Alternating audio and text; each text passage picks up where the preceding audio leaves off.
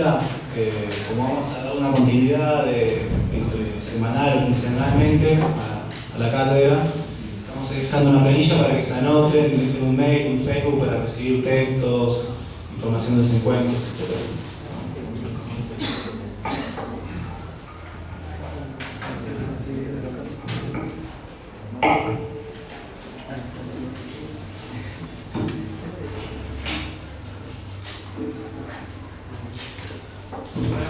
Buenas tardes, compañeras, compañeros. Un gusto estar nuevamente acá por Bahía, dando comienzo a este ciclo que, como estamos haciendo en todo el país, consta de 4 reuniones, cada una apoyada en uno de los capítulos de esta miniserie que los compañeros de PSS y Contraimagen han denominado Marx ha vuelto, basada en el Manifiesto Comunista, pero traducida a ciertos aspectos de nuestra época contemporánea, y que va a tener en realidad un 5.º capítulo, una adenda final que se va a agregar próximamente a los 4 que ya han salido y que, bueno, que forman parte de este.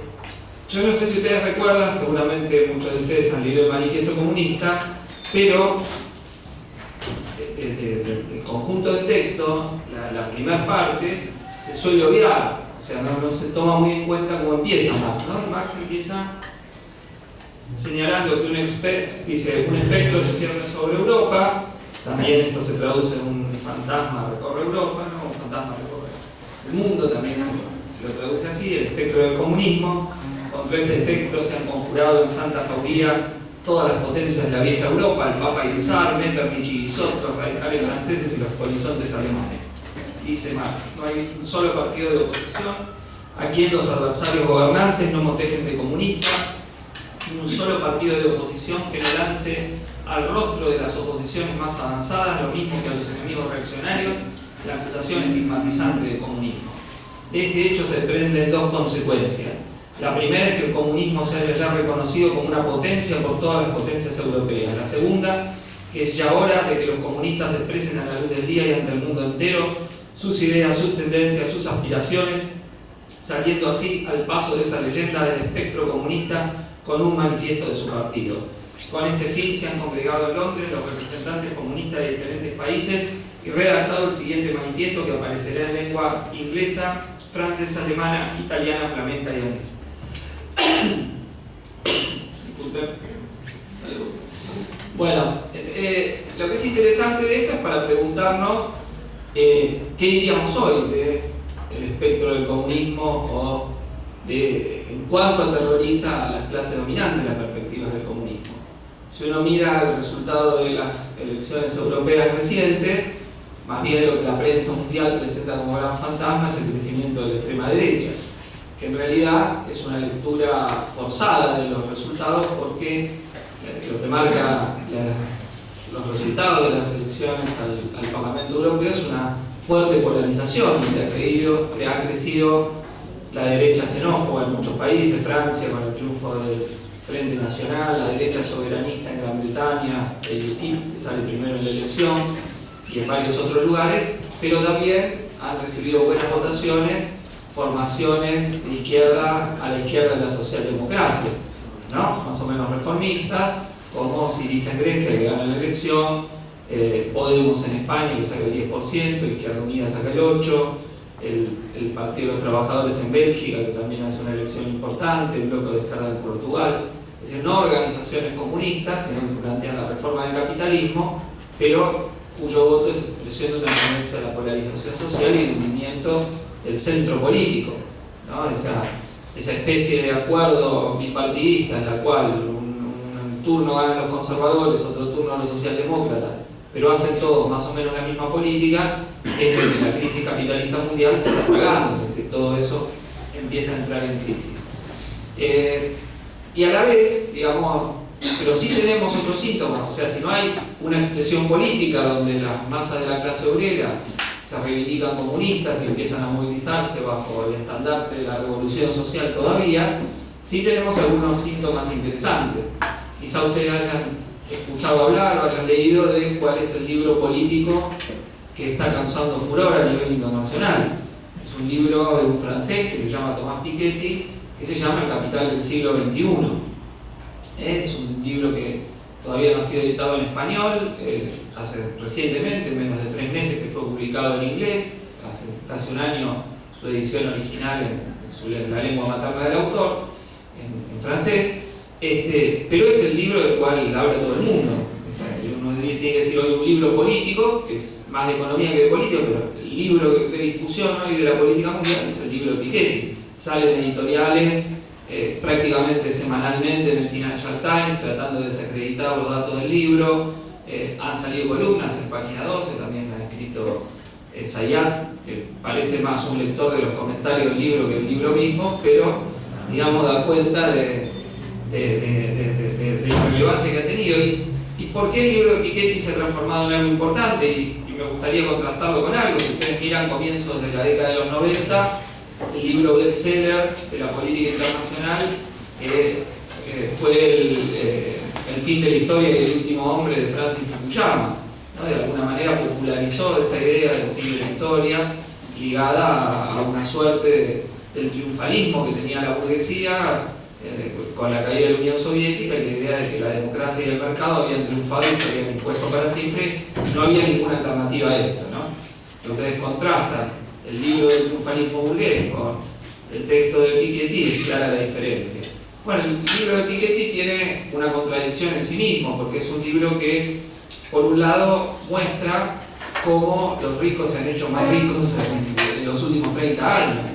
¿No? Muestra esto, un crecimiento enorme de las fortunas de los más ricos del mundo y un empobrecimiento del conjunto de la clase obrera. Esto es interesante porque ustedes quizá conozcan que a fines del siglo XIX se produce en las filas del socialismo internacional, de quienes se reivindicaban marxistas, un enorme debate que se conoce con el nombre de el Bernstein Debate, a partir del nombre que tiene, que encabeza dentro de la Segunda Internacional una corriente que va a tomar el nombre de revisionismo, encabezada por quien fue uno de los secretarios de Engels, Edward Bernstein. Entonces Bernstein teorizaba que a medida que maduraba, el capitalismo se hacía menos contradictorio, mejor dicho, que las contradicciones del capitalismo de alguna manera se acolchonaban con la madurez del sistema. Y entonces que algunas de las tesis de Marx, que eran válidas en el origen del capitalismo, ya a finales del siglo XIX, cuando el capitalismo había creado clases medias, se habían desarrollado las vías de comunicación, se había expandido, había más monopolios, el capitalismo se volvía más adocenado de alguna manera, ¿no? Más edulcorado. Y entonces que la revolución ya no tenía razón de ser, y por eso la lucha por reforma tenía que transformarse en la práctica de los marxistas. Bueno, es cierto que en alguna medida el Bernstein debate se saldó con la Primera Guerra Mundial. Es decir, uno podría decir que en 1914 estalla la guerra imperialista y de ahí surge la Revolución Rusa triunfante, y durante algunos años toda Europa hierve de revolución. Se equivocaba Bernstein. ¿Qué más expresión de contradicciones aguda que una guerra como fue la Primera Guerra Mundial? Bueno, pero si lo miramos en el largo plazo, lo interesante es ver que si uno obviamos pequeñas cosas, como la Primera Guerra Mundial, o la Segunda, si quieren, obviamos, dejemos de lado, lo cierto es que Piketty demuestra que el capitalismo agudiza sus contradicciones. El capitalismo, aún sin guerra, lo que ha hecho en este último periodo es agudizar la desigualdad social profundamente. Y Piketty lo que hace es analizar las estadísticas de los 5 principales países capitalistas del mundo, y a partir de eso constatar esa misma relación. Por ejemplo, la fortuna de Bill Gates, uno de los más grandes millonarios del mundo, ha crecido en la última década un 13% anual, es decir, una tasa del 13% anual, mientras la economía no creció más del 3% promedio, el Producto Bruto promedio. Otra familia, la Bettencourt, que son los propietarios de L'Oréal, que es una empresa de cosméticos, que es una gran multinacional, creo que era a nivel mundial, también tiene una tasa de crecimiento de fortuna del 12-13%. O sea que ustedes ven una diferencia muy grande. Esa oligarquía burguesa que controla el mundo, de algún modo se hizo cada vez más rica, y esta es una tendencia creciente. Bueno, Piketty dice, si sigo esto van a estallar revoluciones. Y el libro tiene una contradicción en sí mismo, porque entre este diagnóstico, que muestra una tendencia al capitalismo que los marxistas siempre sostuvimos, al incremento de las desigualdades, choca con la miseria de la perspectiva programática que plantea Piketty, que es simplemente una reforma del derecho de herencia, es decir, es un reformismo miserable la receta política, aunque el diagnóstico de lo que ha pasado con el capitalismo choquea a todos los defensores del interés del capital, de que abriendo el mercado a las inversiones capitalistas todo va a ir mejor para el conjunto de la población. Entonces es muy sintomático de esto, porque las clases dominantes tienen que hacer una lectura de que su propio movimiento, la defensa de sus intereses, de sus privilegios, puede llevar a profundas explosiones sociales, y esto es lo que lleva a que el libro de Piketty sea de algún modo tan leído, ¿no? y esté puesto en el centro del debate. En otra escala, ni bien salió el primer capítulo que vimos hoy, tiene más de casi 60.000 vistas en internet, es decir, difundido por la red, nada más. Ha llegado, se ha viralizado, como se dice, y ha tenido una difusión muy importante, es decir, lo cual muestra que en un contexto de crisis capitalista, que ya lleva 6 años, el interés por las ideas de Marx, bueno, es un interés creciente. Que Piketty le haya tenido que poner a su libro El capital del siglo XXI, que la serie Marx ha vuelto, sea vista masivamente, o en cierto sector o con cierto grado de masividad, bueno, expresa esto, ¿no? Que este sistema se ve que es un sistema sin salida, y que mientras se postulan salidas de derecha retrógradas, del otro lado hay una búsqueda de una alternativa al sistema. Y entonces, si estamos pensando en esto, tenemos que hacer una primera labor de clarificación, es decir, de qué hablaba Marx cuando hablaba del comunismo, o por qué Marx se autotituló comunismo en su tiempo, ¿no? ¿Por qué se autodenominó a él como comunista y sostiene que hay que hacer un manifiesto del Partido Comunista, y a qué se refería? La organización que él militaba no era una organización muy grande numéricamente, la Liga de los Comunistas, y Marx y Engels cuentan que adoptaron este nombre porque de los movimientos por la igualdad social que había a mediados del siglo XIX, quienes se reivindicaban comunistas eran aquellos que reivindicaban los obreros, y se reivindicaban socialistas aquellos que planteaban reformas desde arriba, o que algún gran salvador iba a llevar a una sociedad más igualitaria. Marx y Engels van a criticar en el propio manifiesto a aquellas corrientes que denominan socialistas y comunistas crítico-utópicas, ¿no? De distintas variantes, más o menos reformistas, de vuelta a la sociedad de pequeños propietarios, ilusiones en crear sistemas de cooperativas, es decir, van a hacer una crítica dura a todos aquellos que compartían su ideal de una sociedad igualitaria, de la igualdad social, que criticaban al capitalismo por ser una nueva forma de antagonismo social, una nueva sociedad basada en la explotación de clases, pero no tenían una comprensión científica de lo que era el movimiento del capital, de sus contradicciones, y por ende del terreno donde se podía intervenir para, mediante la acción política revolucionaria, subvertir el sistema y empujar la sociedad hacia otro estadio civilizatorio, ¿no? Entonces esta es la crítica que hace Marx. ¿Y qué pensaba Marx por comunismo? Bueno, una sociedad sin clases sociales, sin Estado y sin dinero, un nuevo tipo de organización social sobre un criterio totalmente distinto al que predomina en el mundo capitalista, donde el movimiento de la sociedad y de la economía no está en función de la ampliación del beneficio de los propietarios, como es la característica del capitalismo, sino de la satisfacción de las necesidades sociales. Y esto para Marx, ¿por qué no era utópico? Bueno, porque el capitalismo había legado una abundancia de riqueza. Había legado un salto en lo que los marxistas llamamos las fuerzas productivas, un salto en su desarrollo, es decir, en la capacidad de modificar la naturaleza y tener potencialmente más tiempo libre disponible, y a partir de eso podía pensarse en una organización social donde la división en clases fuese superada. Pero esta era la idea de Marx. La idea de Marx también era que el comunismo solo podía realizarse a nivel mundial, a nivel global. Marx dice, el comunismo solo puede ser pensado como un sistema histórico universal. ¿Por qué? Bueno, porque el capitalismo ya era, y mucho más lo es en nuestros días, un sistema histórico universal.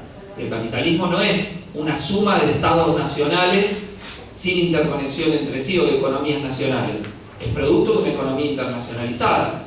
las fuerzas productivas en el capitalismo operan a escala internacional, a escala global. Por ejemplo, si ustedes ven quiénes controlan la economía mundial, son un puñado de monopolios que operan justamente en esta escala. Miren las empresas automotrices, por ejemplo, ¿cuáles conocen que operan en Argentina?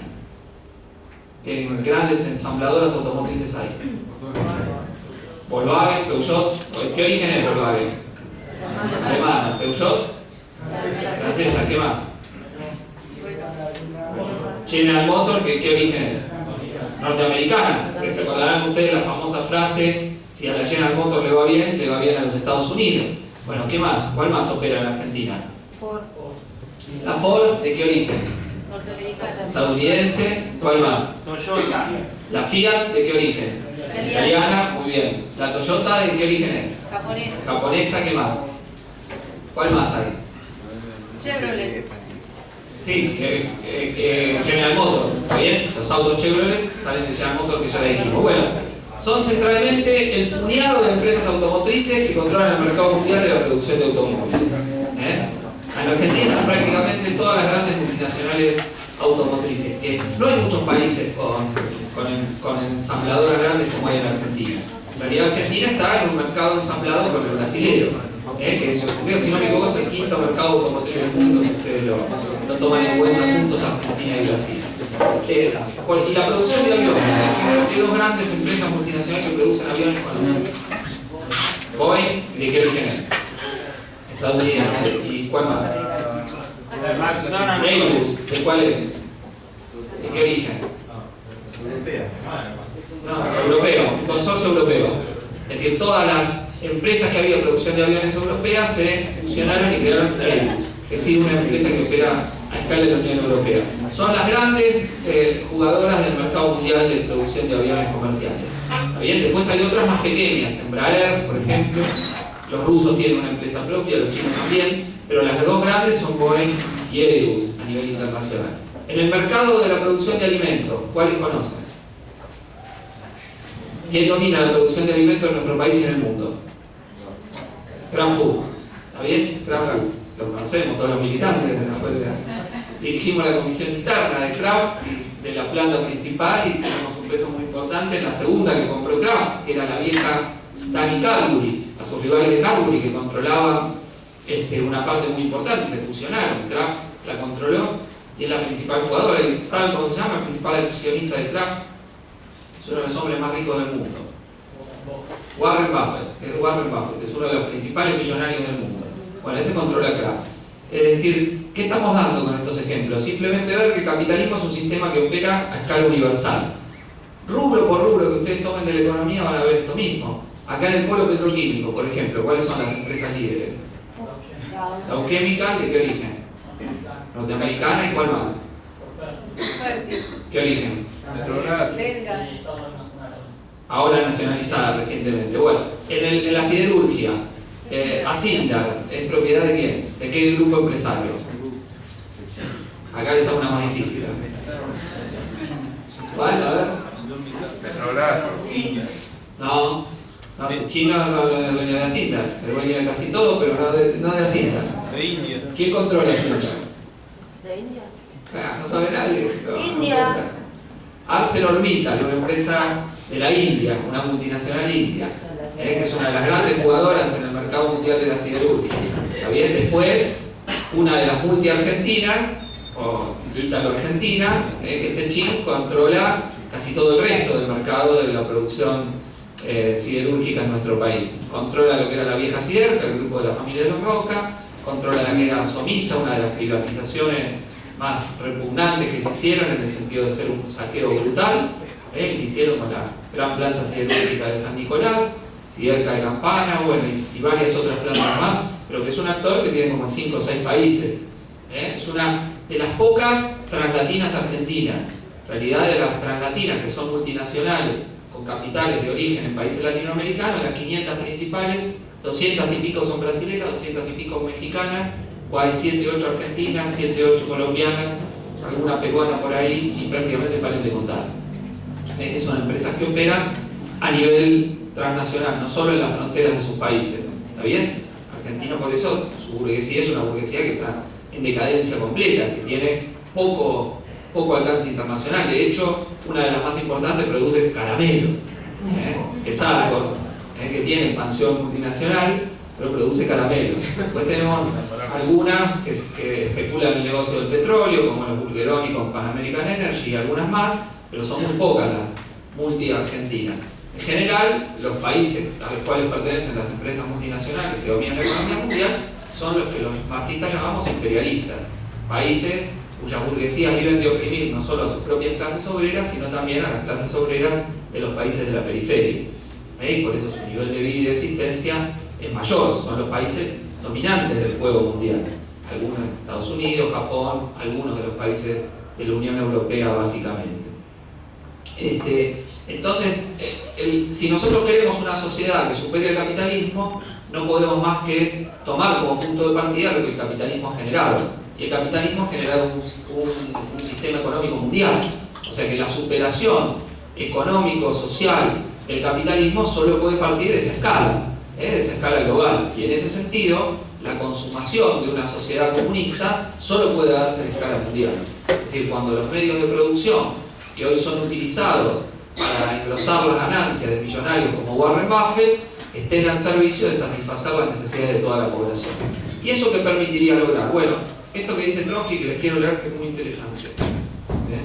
Trotsky, en un texto que escribe en 1932, que se llama 14 preguntas sobre la vida y la moral de la Unión Soviética, contesta. Dice, cuando baste, digamos, con 3 o 4 horas de trabajo diario para satisfacer con creces las necesidades materiales, cada hombre y cada mujer tendrán 20 horas libres de todo control. Él estaba contestando a lo que decían los bolcheviques quieren controlar la vida de todos. Y Trotsky decía, no, los bolcheviques queremos el comunismo, es decir, queremos que haya 20 horas sin control. Los problemas educativos del perfeccionamiento de la estructura física y espiritual del hombre se convertirán en el centro de la atención general. Por primera vez, las escuelas filosóficas y científicas, las distintas tendencias literarias, arquitectónicas y artísticas en general, serán de interés vital no solamente para un estrato privilegiado, sino para toda la masa de la población. Liberada de la presión de las fuerzas económicas ciegas, la lucha entre los grupos, tendencias y escuelas será una lucha de ideas, de un carácter profundamente desinteresado. En este clima no se agotará la personalidad humana, por el contrario, florecerá plenamente. Trotsky lo dice de una manera espectacular. Bueno, la economía mundial ya puede hacer esto. Es decir, si nosotros pusiésemos a funcionar las fuerzas productivas, aún sin nuevos desarrollos científicos y técnicos, de una forma coordinada y planificada, con 2 o 3 horas de un trabajo no deseado de cada una y cada uno, nos dejaría el resto del tiempo libre para realizar lo que Marx denominó el ocio productivo. Es decir, conquistar lo que ha dado la ciencia, la cultura y el arte para toda la población. Y no ser solo el debate de estratos privilegiados, de pequeños estratos como es en el mundo capitalista. Sí, en el mundo capitalista los que están liberados del trabajo son muy pocos. La burguesía y un sector de la alta pequeña burguesía. El resto de la población tiene que hacer algo que no quiere, un trabajo forzado, lo que Marx en sus escritos de juventud llamaba un trabajo alienado, algo no controlado, una situación en la cual el hombre se siente un animal mientras trabaja y solo se siente humano cuando hace lo mismo que hacen los animales, cuando duerme, cuando come, cuando se reproduce sexualmente. Como dice Marx en los manuscritos económicos de 1848, los manuscritos de París. Dice el capitalismo, el hombre cuando hace su actividad distintiva del resto de las especies animales, el trabajo, su capacidad de transformación consciente del medio natural, al revés, se siente una bestia de carga, se siente una bestia de carga y está todo el tiempo esperando que llegue el fin del trabajo. O sea, ¿qué no quiere cualquier persona en el mundo capitalista? Es trabajar, ¿está bien? Trabajar. O sea, el trabajo es una carga, suena el despertador, ya tengo que ir a trabajar. Y después estás mirando, ya faltan 15 minutos, me voy al laburo. Si le podés robar 5 minutos al capitalista, bienvenido. Feriado bueno. Vamos todavía, ¿está bien?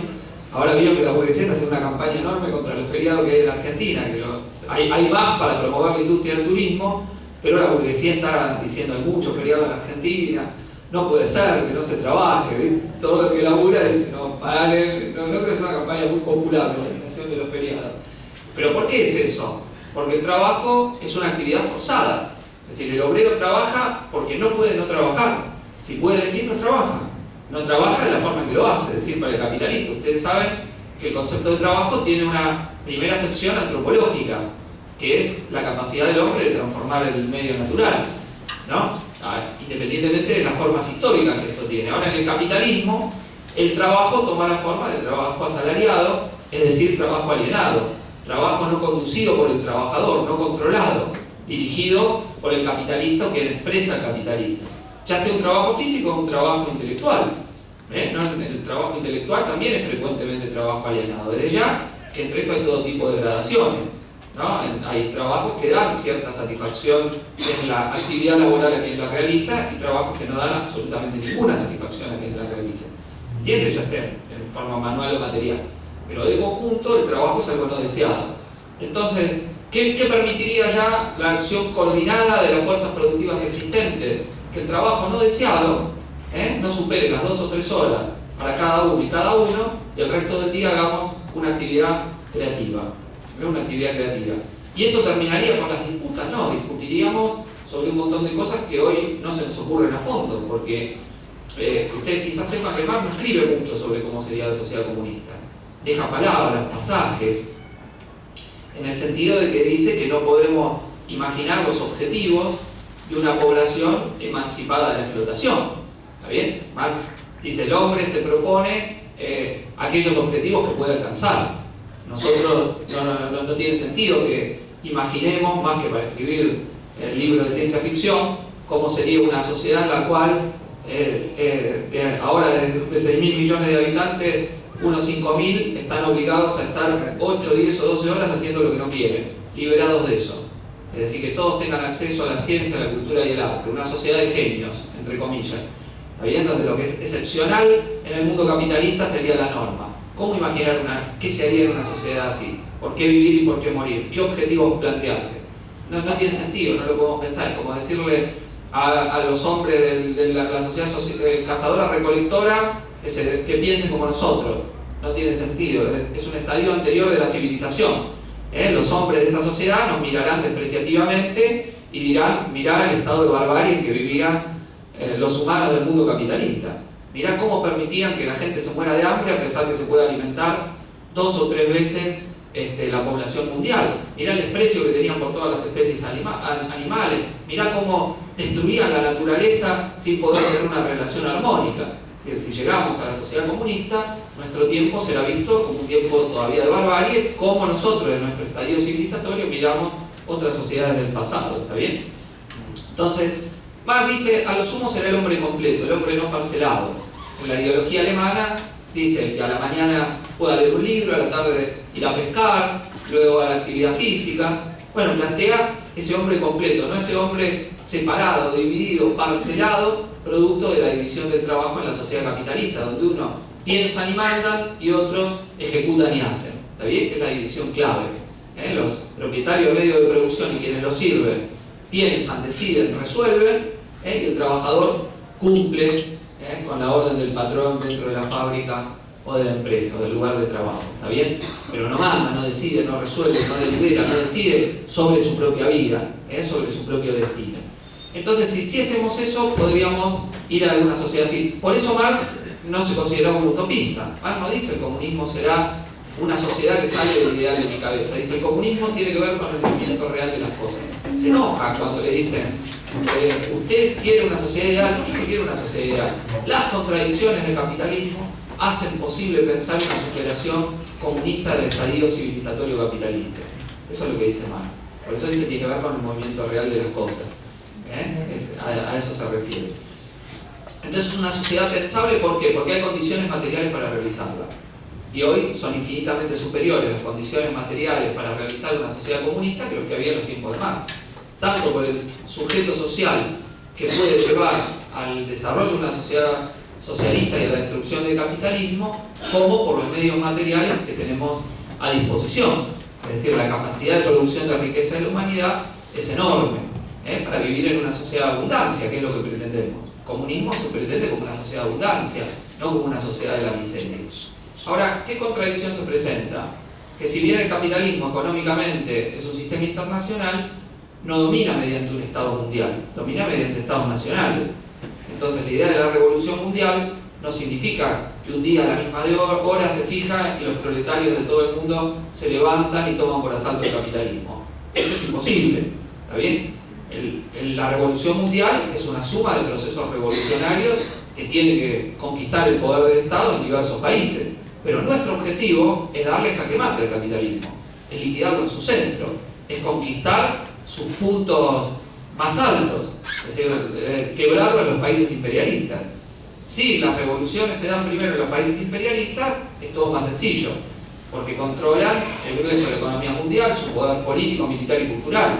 Y entonces cada vez que hay levantamientos populares en Estados Unidos o en el centro de la Unión Europea, todos los marxistas festejamos.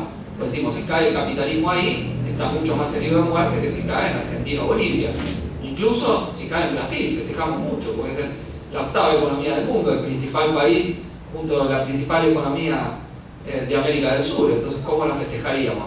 O ahora cuando vemos todas las movilizaciones que se hacen contra el Mundial, que tienen consignas tan avanzadas como Neymar gana tanto como 1000 maestros, plata para educación, no para los que queremos escuelas sino estadios. Es muy avanzado muchas de las protestas que se están haciendo en Brasil, aparte del sano oportunismo proletario de ver que como necesitan tranquilidad en el Mundial les sacamos aumento ahora o nunca.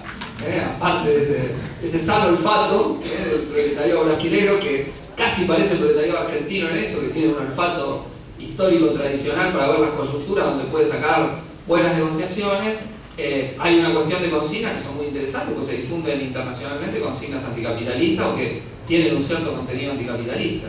Entonces es impresionante que el país que se planteaba como el centro de la calma política, y ustedes vean antes de junio del año pasado cuando empezaron las protestas de la juventud, Brasil eran todos de Lula, todos de Dilma, la centroizquierda y la centroderecha, o sea, en el país por excelencia, un 30% de la población se hizo de clase media, en realidad de clase trabajadora se integró, pero era como teorizaban, ese es el ejemplo de todos, ahí el paz social. Bueno, hay que presentar todo, ahora se ha pudrido todo en Brasil, así que bienvenido al campo de la lucha de clases, el movimiento obrero brasileño y la juventud que está jugando un papel muy importante. Ahora hay huelga de profesores comunes con los estudiantes, estamos todos mandando por Facebook las fotos de las grandes asambleas en la Universidad de San Pablo y tantas otras ahora cruzadas por esta lucha en el contexto mundial. En un país que es súper futbolero. No es un país que no le importa el fútbol, que le metieron de arriba y le dijeron un deporte ajeno a la cultura nacional. Son tanto más futboleros que nosotros. Así que tiene un enorme significado el hecho que en Brasil se den estas movilizaciones populares, que son de una vanguardia, pero muy, muy interesante, muy importante. Entonces, decía, y entonces esa contradicción, ¿qué hace? Que el proletariado no pueda tomar el poder de una sola vez y el proceso de la revolución socialista sea un proceso histórico, no algo que se resuelve de una vez y para siempre. ¿Está bien? Esto es importante entenderlo. Es un proceso. Pero ¿cuándo culmina? Cuando se expropia el imperialismo en su centro. Nosotros, por eso somos revolucionarios, que nos toca militar en Argentina, pero nuestro objetivo no es solo tomar el poder en Argentina, solo arrebatarle las tierras y las fábricas a los Roca, a los Bulgeroni, y expropiar la fábrica de las empresas imperialistas, la Ford, la General Motors, la Volkswagen, todo lo que privatizó Menem y mantuvieron privatizados los Kirchner, a las petroleras, a la Chevron que ahora vuelve. No es solo eso. Para nosotros un triunfo revolucionario en Argentina sería un paso para la lucha por la revolución internacional, por ayudar a la revolución en todos los países del mundo, porque sabemos que hasta no derrotar al imperialismo en el centro, siempre pueden volver sobre nosotros y arrebatarnos las conquistas logradas. De hecho, eso es lo que pasó en el siglo XX. Se conquistó el poder en la Unión Soviética, en China, en gran parte del este de Europa, en Vietnam, en la propia Revolución Cubana, y casi todas esas conquistas se han perdido. Queda algo de esas conquistas en Cuba, algo en algún lugarcito por allá, pero al no darle jaque mate al imperialismo, el imperialismo avanzó y revirtió las derrotas que había tenido en gran parte del siglo XX. De hecho, la mayoría de ustedes, la Unión Soviética es algo previo al nacimiento de ustedes. Fíjense, para los que somos más viejos, el mundo es un mundo bipolar, cruzado por la posibilidad de una guerra nuclear. El gran temor del mundo era la guerra nuclear, el botón. Todavía se pone en la televisión los sábados a la tarde, en algunas de las películas de cable, como en HBO Classics, está bien, que ponen, o alguno de los canales que pasan clásicos, van a ver esas películas de espía de los rusos contra los norteamericanos, y el temor de la guerra nuclear entre las dos grandes potencias. ¿Está bien? Pero bueno, después de la derrota de la Unión Soviética queda Estados Unidos como potencia dominante y la idea del superimperialismo que se fue diluyendo con el tiempo. Y hoy es una potencia en pérdida de hegemonía, con surgimiento de potencias regionales, pero ninguna que puede disputar un liderazgo universal. Entonces, en ese contexto, las revoluciones del siglo XXI no sabemos si van a empezar en el centro o la periferia. Sabemos que hay enormes contradicciones en el centro y la periferia que empujan a revoluciones sociales, a que las masas se insubordinen. En Europa puede haber insubordinación y revoluciones, hay caldo de cultivo. Estados donde la desocupación llega al 25 o 26% para la media de la población y al 50 o 60% para la juventud, y están endeudados a más del 100% del PBI, es decir, al 120 o 130% del PBI, y donde los ricos son cada vez más ricos y la población no deja de perder conquistas. Es decir, los españoles, por ejemplo, se empobrecieron un 30%. Así como acá en la crisis del 2001 los argentinos iban al exterior, los españoles se están yendo a todos lados. En Suiza le han prohibido la entrada a los españoles. Le han prohibido la entrada a los españoles, la cantidad de inmigrantes. Berlín está llena de españoles. Los bares de Buenos Aires están llenos de españoles. No sé si acá en Bahía hay muchos estudiantes o recibidos españoles que atienden en bares, pero en Buenos Aires está lleno de españoles, de una inmigración, no como la inmigración de campesinos pobres que vino originalmente a nuestro país, huyendo del hambre o de la represión o de la guerra, sino sobre todo estudiantes calificados que opinan que no tienen futuro y se van a buscar un futuro mejor de una fuerza de trabajo calificada. Pero es una pérdida de la juventud española que se fue masivamente, una gran cantidad de españoles que se han ido. De esas sociedades sin futuro, con grandes contradicciones sociales, o donde el futuro es perder conquistas que se han tenido y la ilusión de mejorar rápidamente se va, porque al menos van a estar estancados una década o con crecimiento muy bajito, 1%, menos 1, 3%, 2%, muy muy bajo, donde se les han perdido en cuestión de pocos años lo que decían que en 30 años habían conseguido. Es una muestra de cómo lo que conseguís hoy en el capitalismo mañana te lo sacan de un plumazo. Son como es el caldo de cultivo de enormes choques sociales. Ni hablar Grecia tuvo 32 huelgas generales en 3 años. 32 huelgas generales que no llegaron a derrotar los planes de ajuste. Hay un partido facho que saca el 10% de los votos, que se llama Aurora Dorada o Amanecer Dorado, que sacó el 10% de los votos en la última elección. Son súper fachos, bien retrógrados. Parte de sus dirigentes están presos por haber instigado a la matanza de un joven activista, cantante de hip hop, ícono de la izquierda griega, el año pasado. Y marchas de 80.000 tipos pidiendo justicia. Bueno, Grecia es un país donde puede pasar de todo. Hay un amplísimo movimiento social, muy fragmentado y todo, con muchas contradicciones, pero se huele que va a haber, que no ha terminado acá la cosa. ¿Está bien? Ahora puede haber un experimento reformista con Syriza, hay que ver lo que pasa, puede pasar de todo. Entonces, lo que quiero decir es que una situación como una crisis capitalista como esta es caldo de levantamiento. Y quizás no sea en esta crisis inmediata, será después, porque las revoluciones surgen de las contradicciones del sistema, no de que los revolucionarios las pregonemos. ¿Está bien? Las revoluciones surgen de las contradicciones del sistema. Y nada dice que en el siglo XXI las contradicciones son menores, como demuestra el libro de Piketty, sino esas contradicciones sociales son aún mayores. Bueno, entonces les decía esta cuestión, es decir, por eso las revoluciones pueden burocratizarse y volver para atrás. Y de hecho, decía que había que hacer una tarea primera de clarificación, porque lo que se ha conocido como comunismo en una parte importante del siglo XX no ha sido comunismo. Es decir, ni la Unión Soviética, ni China, ni Cuba han sido sociedades comunistas, han sido sociedades de transición, lo que los trotskistas llamamos estados obreros, que luego se burocratizaron, o surgieron burocratizados, pero no sociedades comunistas, sin Estado, sin clases y sin dinero. Es decir, había Estado, un Estado que decía defender los intereses de los trabajadores, y que en el caso de la Unión Soviética, luego de pequeñas guerras civiles contra parte de los propios comunistas soviéticos, empezando por Trotsky, consolida una burocracia en el poder, que luego se entrega y ella misma se vuelve capitalista. ¿Está bien? Entonces esos no fueron estados comunistas. El comunismo es sinónimo de libertad. Y esa es parte de nuestra tarea, reivindicarnos orgullosamente comunistas. ¿Por qué somos comunistas? Porque luchamos por la más amplia libertad de que pueda gozar la humanidad. Todo lo opuesto de ese estereotipo de robotitos en serie, que supuestamente en un mundo totalitario y burocrático nosotros querríamos. No, nosotros queremos una sociedad realmente emancipada, pero los liberales no pueden permitir el desarrollo de la libre individualidad de todos, sino solo de los que son propietarios. Los que son propietarios pueden viajar por el mundo, unas vacaciones en Asia del Este, otra en Europa, las vacaciones de invierno, como hace frío acá, bueno, me voy a tomar calor al hemisferio norte, ¿está bien? Estar bronceados todo el tiempo, señal de estatus, al revés de como era en la Edad Media, donde la señal de estatus de la nobleza era tener la piel blanca y no tomar sol, porque los que estaban bronceados eran los campesinos que tomaban sol, entonces la nobleza, la aristocracia, el sol no lo tocaba, entonces por eso se decía la sangre azul. Eran tan blancos, tomaban tan poco sol que tenían las venas azules y se decía que tenían sangre azul, era la señal de distinción social. El estatus era que ni un rayo de sol toque la piel. Ahora es al revés, ahora como el obrero está en la fábrica y no ve el sol más que de casualidad, ¿está bien? La burguesía al revés, tiene que estar bien bronceadita. Entonces estas camas solares para disimular si el burgués perdió algo de plata y tiene que quedarse en el infierno, entonces disimula un poco.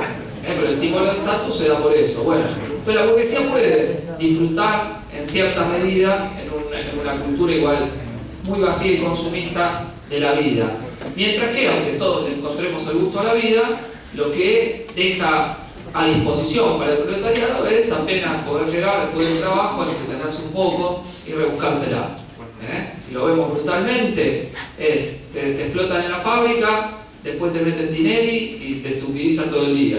¿Está bien? Y entonces te mandaron al colegio, te hicieron sufrir en el colegio, después te mandaron a trabajar, y después de viejo te pagaron una jubilación miserable, y en el medio te permitieron ir algún domingo a la cancha, mirar Tinelli a la noche, y luego te comieron los gusanos. Esa es la vida del capitalismo, ¿está bien? Se lo miramos brutalmente. Ahora en el medio todos le encontramos la sal de la vida. ¿Está bien? Hay cosas para hacer, la gente se divierte, etc. Y el proletariado cada tanto le descubre otro sentido a las cosas y el tiempo de explotación en el trabajo lo usa para conspirar contra el capital. Que es a lo que nos vamos a referir posteriormente. Pero entonces, la lucha por el comunismo, que es por una civilización distinta, por otro tipo de sociedad, donde el motivo no sea el enriquecimiento individual a costa del resto, sino satisfacer nuestras necesidades libremente. Libremente. Por eso esa sociedad implicará un cambio cultural, de valores, escala de deseos, de voluntades, entender que el libre desarrollo de cada uno depende del libre desarrollo de todos. Esa famosa definición de Marx de lo que sería la sociedad comunista. Bueno, a eso aspiramos. Entonces, lo primero que hay que decir, si uno presenta el manifiesto comunista, es decir que somos comunistas. ¿Está bien? Luchamos, ambicionamos esa sociedad, no porque somos utópicos, sino porque es una posibilidad del desarrollo de la historia humana. La única posibilidad, no. Si fuese la única posibilidad, no estaríamos ni dando charlas, ni haciendo cursos, ni yendo a la huelga, ni lo hubiese hecho Marx, ni Lenin, ni Engels, ni Trotsky, ni Rosa Luxemburgo. Se hubiesen quedado esperando en su casa que llegue el happy end del comunismo, ¿está bien? No es un destino inevitable el comunismo, es una posibilidad histórica, tan posible como la liquidación de la especie humana en el planeta por la barbarie del capitalismo, o como nuevas formas de esclavización social que muchas series de ciencia ficción, películas y novelas tematizan. Sociedades de excluidos con millones que viven en la miseria, en situaciones subhumanas, de animalización social, etcétera, y otras variantes. Hace un tiempo veía una película no muy buena, que a lo mejor la vieron, de Hollywood, Elysium, donde tenían una medicina para los ricos y una medicina para los pobres. Entonces era una especie de satélite donde había unas camas solares espectaculares que vos tenías cualquier problema físico, te metías en esa cama y ¡bum! Salías curado, ¿está bien? Entonces la Tierra era, como es ahora, cualquier barriada popular donde la gente va a hospitales terribles que no te curan nada. Entonces todas las disputas, los que quieren llegar en naves especiales, ilegales y correr por un country generalizado, meterse en esa cama y curarse, ¿está bien? Bueno, toda película se trata de eso. Elysium era la suerte de paraíso para los griegos, ¿no? Por eso le ponen ese nombre. Una especie de country gigante. Bueno, pero eso que es de ciencia ficción, uno ve cómo viven en un country en Moreno y ve los barrios populares al lado, y dicen, no, no es tan de ciencia ficción, es como el capitalismo estructura el acceso a la vivienda. Por ejemplo, no sé si ustedes manejan los datos, pero en la zona de Gran Buenos Aires viven en country 300.000 personas, en country barrios privados. Eso es un 10% de la población de la capital federal, pero ocupan un territorio equivalente a toda la capital federal. Un décimo ocupa el mismo territorio. Y después, cuando los que no tienen acceso a una vivienda y tienen que estar en villa asentamiento toman un terreno, les dicen usurpadores, ocupa.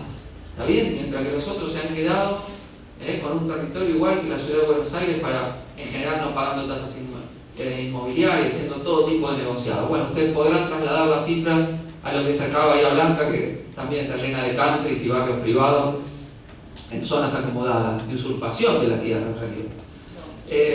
Entonces, bueno, digo, por eso somos realistas y no utópicos en lo que hacen, por eso somos materialistas, porque partimos de la realidad material en lo que hace a las posibilidades de lo que podemos conquistar.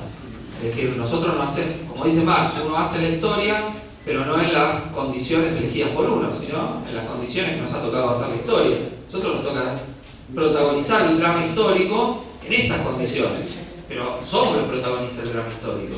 Es decir, la historia no tiene una finalidad independientemente de la que nosotros le demos. El comunismo es una finalidad que surge de nuestras expectativas, es una construcción que podemos llegar a realizar, no un sentido inevitable de la historia. Marx era el opuesto a quienes daban un sentido prefijado a la historia, sino la historia es lo que hacen las distintas generaciones y punto. Eso será o no será. Ahora, es una posibilidad inscripta en la historia y una posibilidad por la que vale la pena luchar. Y en ese sentido, nuestra militancia, que tenemos los compañeros del PTS y la de todos los que nos reivindicamos de izquierda, es en el sentido de pelear por esa organización social, no por ser menos explotados en el capitalismo o por reformas parciales o con la ilusión de que en un solo país podemos construir plenamente una sociedad igualitaria. No, podemos empezar a construir una sociedad igualitaria, pero para desarrollar plenamente esto necesitamos quebrar el capitalismo en su núcleo, y de ahí viene nuestro internacionalismo, que es también un internacionalismo razonado. Somos internacionalistas porque desde esa concepción es que podemos mejor luchar contra el capitalismo, que es un sistema mundial controlado por los países que denominamos imperialistas. Bueno, yendo a algunos de los puntos del manifiesto centrales, saliendo de esta larga entrada que hemos hecho alrededor de la definición justamente de comunista. El manifiesto empieza planteando que la lucha de clases es el motor de la historia, ¿no? Y ahí el actor que hace de Marx, que se llama paradójicamente Weber, para los que somos sociólogos, gran teórico de la burguesía, Weber el actor dice: hombres libres y esclavos, patricios y plebeyos, señores y siervos, burgueses y proletarios, constituyen distintos sistemas de clases que han luchado a lo largo de la historia, ¿no? La lucha de clases es el motor de la historia. Y Engels, y esto no lo puede decir en la serie, pone una nota al pie, pero todos los que han leído las distintas ediciones del Manifiesto Comunista lo saben, que dice: no, en realidad, desde que existen clases, vamos a aclarar. Y esta aclaración de Engels es fundamental, porque las clases, para los marxistas, tienen un origen histórico. Es decir, no es que hay clases sociales porque el hombre es malo, egoísta, siempre va a haber ricos y pobres, sino que en el estudio de las distintas sociedades humanas que hubo en la historia, en un momento dado, las sociedades se dividen en clases. ¿Y qué tuvo que haber para que se dividan en clases? Bueno, un salto en la productividad del trabajo, un salto en la capacidad del hombre de transformar la naturaleza. En las sociedades cazadoras y recolectoras, donde vivió la mayoría de la historia de la humanidad, porque las sociedades donde hay clases no tienen más de 5, 6, 7 mil años, un momento de la historia, es todo esto que nosotros conocemos, la historia de la humanidad desde que se transforma en especie independiente. En las sociedades cazadoras y recolectoras la explotación sencillamente no era posible. No había alguien que podía vivir del trabajo de otro. Era tan baja la productividad del trabajo que todos participábamos cooperativamente en las tareas de reproducción social o directamente perecíamos. Es decir, no podíamos vivir del alimento que otro generaba. Para que haya esclavitud, esto fue una condición necesaria. Apareció lo que los marxistas denominamos el trabajo social excedente. Es decir, una porción de mi jornada de trabajo que está destinada no a mi propia manutención, sino a generar un excedente de esto. ¿Y esto cuándo fue posible? Bueno, después de la llamada Revolución Verde, cuando se dominan las técnicas de producción agrícola, se domestican los animales y la productividad del trabajo humano crece. Cuando eso surgió, ¿Qué pasó en la historia? Podría haber pasado muchas cosas, pero ¿qué pasó? Unos dominaron a otros y los transformaron en esclavos. Los grandes imperios esclavistas de la antigüedad se basaron en que con el trabajo de unos se alimentaba a otros. En Atenas, por ejemplo, había 90.000 ciudadanos y 365.000 esclavos. Si solo consideramos los ciudadanos, los que eran hombres, y en edad adulta, había un hombre libre por cada 18 esclavos. Y el hombre libre, ¿por qué el hombre libre? Bueno, porque no trabajaba la tierra, no hacía su ropa, no construía su vivienda, no forjaba sus armas. Todo eso no lo hacía el hombre libre. ¿Y para qué? ¿Qué hacía? Especulaba filosóficamente, cultivaba el arte del cuerpo, cultivaba el arte de la guerra, la política. Floreció esa civilización, ¿por qué? Porque una parte de la población, los hombres libres, estaban liberados del trabajo. ¿Y por qué lo estaban? Porque el trabajo de otros alcanzaba para alimentarlos a ellos. ¿Está bien? Entonces esa fue la base, fue la primera gran forma de opresión social, fueron las sociedades basadas en la esclavitud. Otras formas que fueron las sociedades de castas, donde no es que uno era propiedad de otro, como el caso de los esclavos, sino que lo que se daba era que unos vivían de ese trabajo excedente siendo administradores del Estado. Lo que Marx, por ahí en unos textos al pasar, llama modo de producción asiático, que era como funcionaban algunas de las sociedades americanas previas a la conquista española. ¿Está bien? Una casta, por ejemplo los incas, vivía de la opresión de los pueblos que tenían alrededor y se apropiaban del producto social para sostenerse en forma relativamente privilegiada. Pero esas son las primeras formas de sociedades de clases, y en algunos casos no llegan a ser clases en el pleno sentido de la palabra porque no tienen relaciones de propiedad. O sea que en un momento de la historia surgen las sociedades de clases. Si lo miramos de Europa, ¿qué sociedades de clase hubo? Bueno, el primer modo de producción, ya lo dije, el esclavista. El segundo es el feudalismo, así que comunismo primitivo, esclavismo, feudalismo y después el capitalismo. Son todas formas de sociedades de clase. ¿Por qué Marx hace esta relación donde liga las formas de la lucha de clases? Porque la burguesía afirmaba que la lucha de clases había llegado a su fin con la sociedad capitalista. Cuando se eliminan los privilegios estamentales de la sociedad feudal, la burguesía dice, han terminado las clases sociales. De hecho, el concepto de lucha de clases Marx lo toma de los historiadores burgueses, que hablaban de lucha de clases para el pasado, pero acá las clases han terminado. Entonces Marx dice, no, lo que acá ha habido es una ficción jurídica donde se establece el derecho de ciudadanía, pero lo que continúa es el antagonismo de clase real. La lucha entre burgueses y proletarios es otra forma que asume la lucha de clases en un modo de producción diferente, que tiene este punto similar, la lucha entre explotados y explotadores, entre opresores y oprimidos, pero tiene un montón de diferencias específicas. ¿Está bien? ¿Los esclavos se rebelaban contra los amos? Sí. Espartaco no es solo una serie que ahora inventaron en los canales de cable. ¿Está bien? Espartaco fue uno de los grandes líderes de las rebeliones de esclavos del mundo antiguo. No casualmente muchos grupos comunistas y revolucionarios han tomado el nombre de Liga Espartaco, Liga Espartaquista, como el grupo Rosa Luxemburgo, y tantos periódicos comunistas se denominan Espartaco como nombre. Nosotros que nos ubicamos del lado de las clases explotadas y oprimidas, reivindicamos obviamente la rebelión de Espartaco y sus esclavos que hizo temblar al poder imperial de Roma. Pero su proyecto era impotente, era huir de Roma, llegar y huir a los lugares de origen donde habían sido conquistados por los romanos. No era subvertir y organizar igualitariamente la sociedad romana. No pensaban que lo podían lograr, no se lo propusieron. Está bien, pero fue una gran rebelión de los oprimidos. En el mundo medieval también es otra sociedad de clases. Los aristócratas, santificados por la religión, por el discurso religioso que decía que Dios había hecho un plan divino en el cual uno eran aristócratas y otros siervos, y si los siervos cumplían bien con el mandato llegarían al reino de los cielos, vieron enormes rebeliones, porque aunque la cosmovisión estaba en el terreno de la cristiandad, algunos encontraron una página que decía los bienes son de todos, y se acordaban de los cristianos cuando eran esclavos en el Imperio Romano y decían cómo la comunidad de los bienes, y peleaban por la igualdad de la tierra. Y surgen los movimientos comunistas campesinos de Thomas Musa, los anabaptistas, que en el medio de las guerras de religión entre los reformadores y el papado romano tratan de establecer una sociedad igualitaria. Grandes rebeliones, enormes rebeliones. Se reivindicaban comunistas de la propiedad común de los bienes y se enfrentaban a los terratenientes y a los príncipes que querían mantener las desigualdades. Bueno, el proletariado es continuador de esas clases explotadas, ¿está bien?, que han combatido a lo largo de la historia. Pero ¿qué diferencia tiene el proletariado? Bueno, una serie que es importante mencionar. Primero, el proletariado tiene la potencialidad de quebrar el poder del capital. ¿Por qué? Porque el propio capital lo agrupa en grandes fábricas y estructuras. Es decir, no es una clase explotada dispersa, sino es una clase concentrada. Es decir, el capital nos concentra en grandes ciudades, en fábricas, en empresas, y esa es una novedad respecto, por ejemplo, de cómo era el campesinado en la Edad Media. ¿Está bien?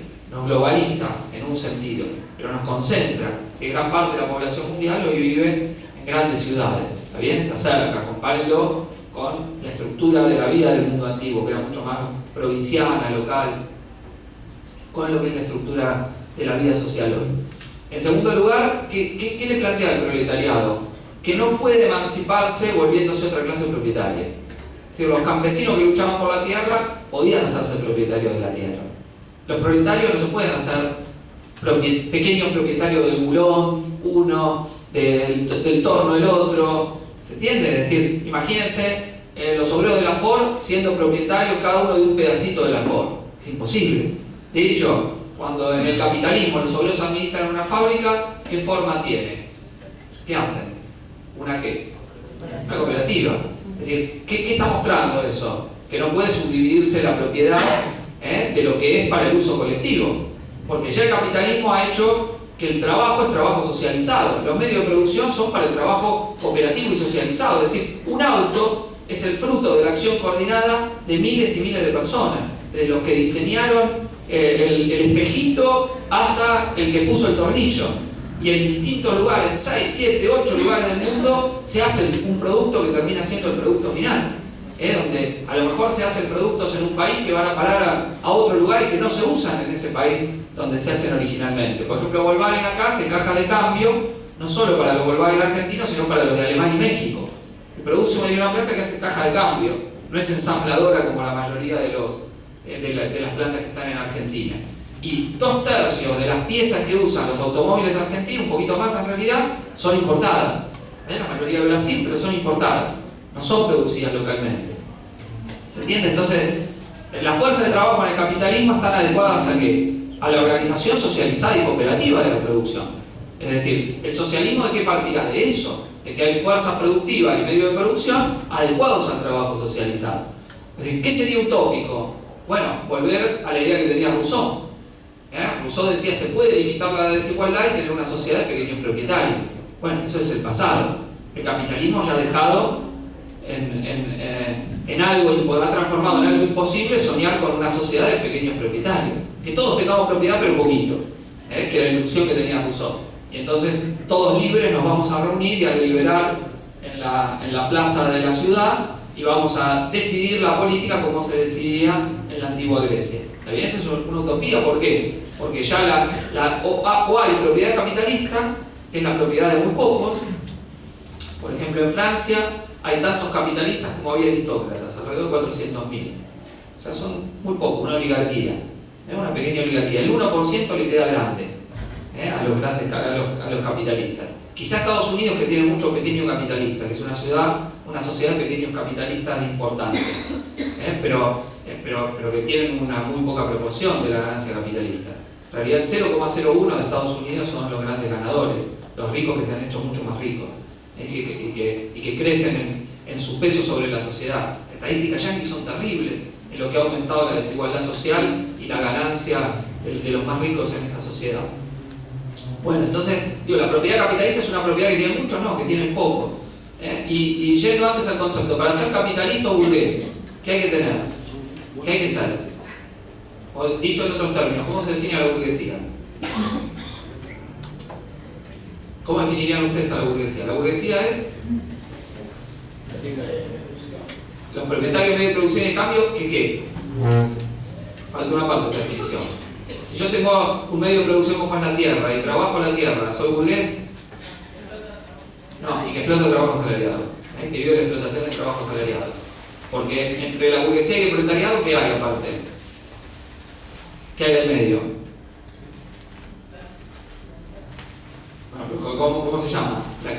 burguesa ni proletaria en la sociedad capitalista? Pequeña burguesía. Descriptivamente clase media.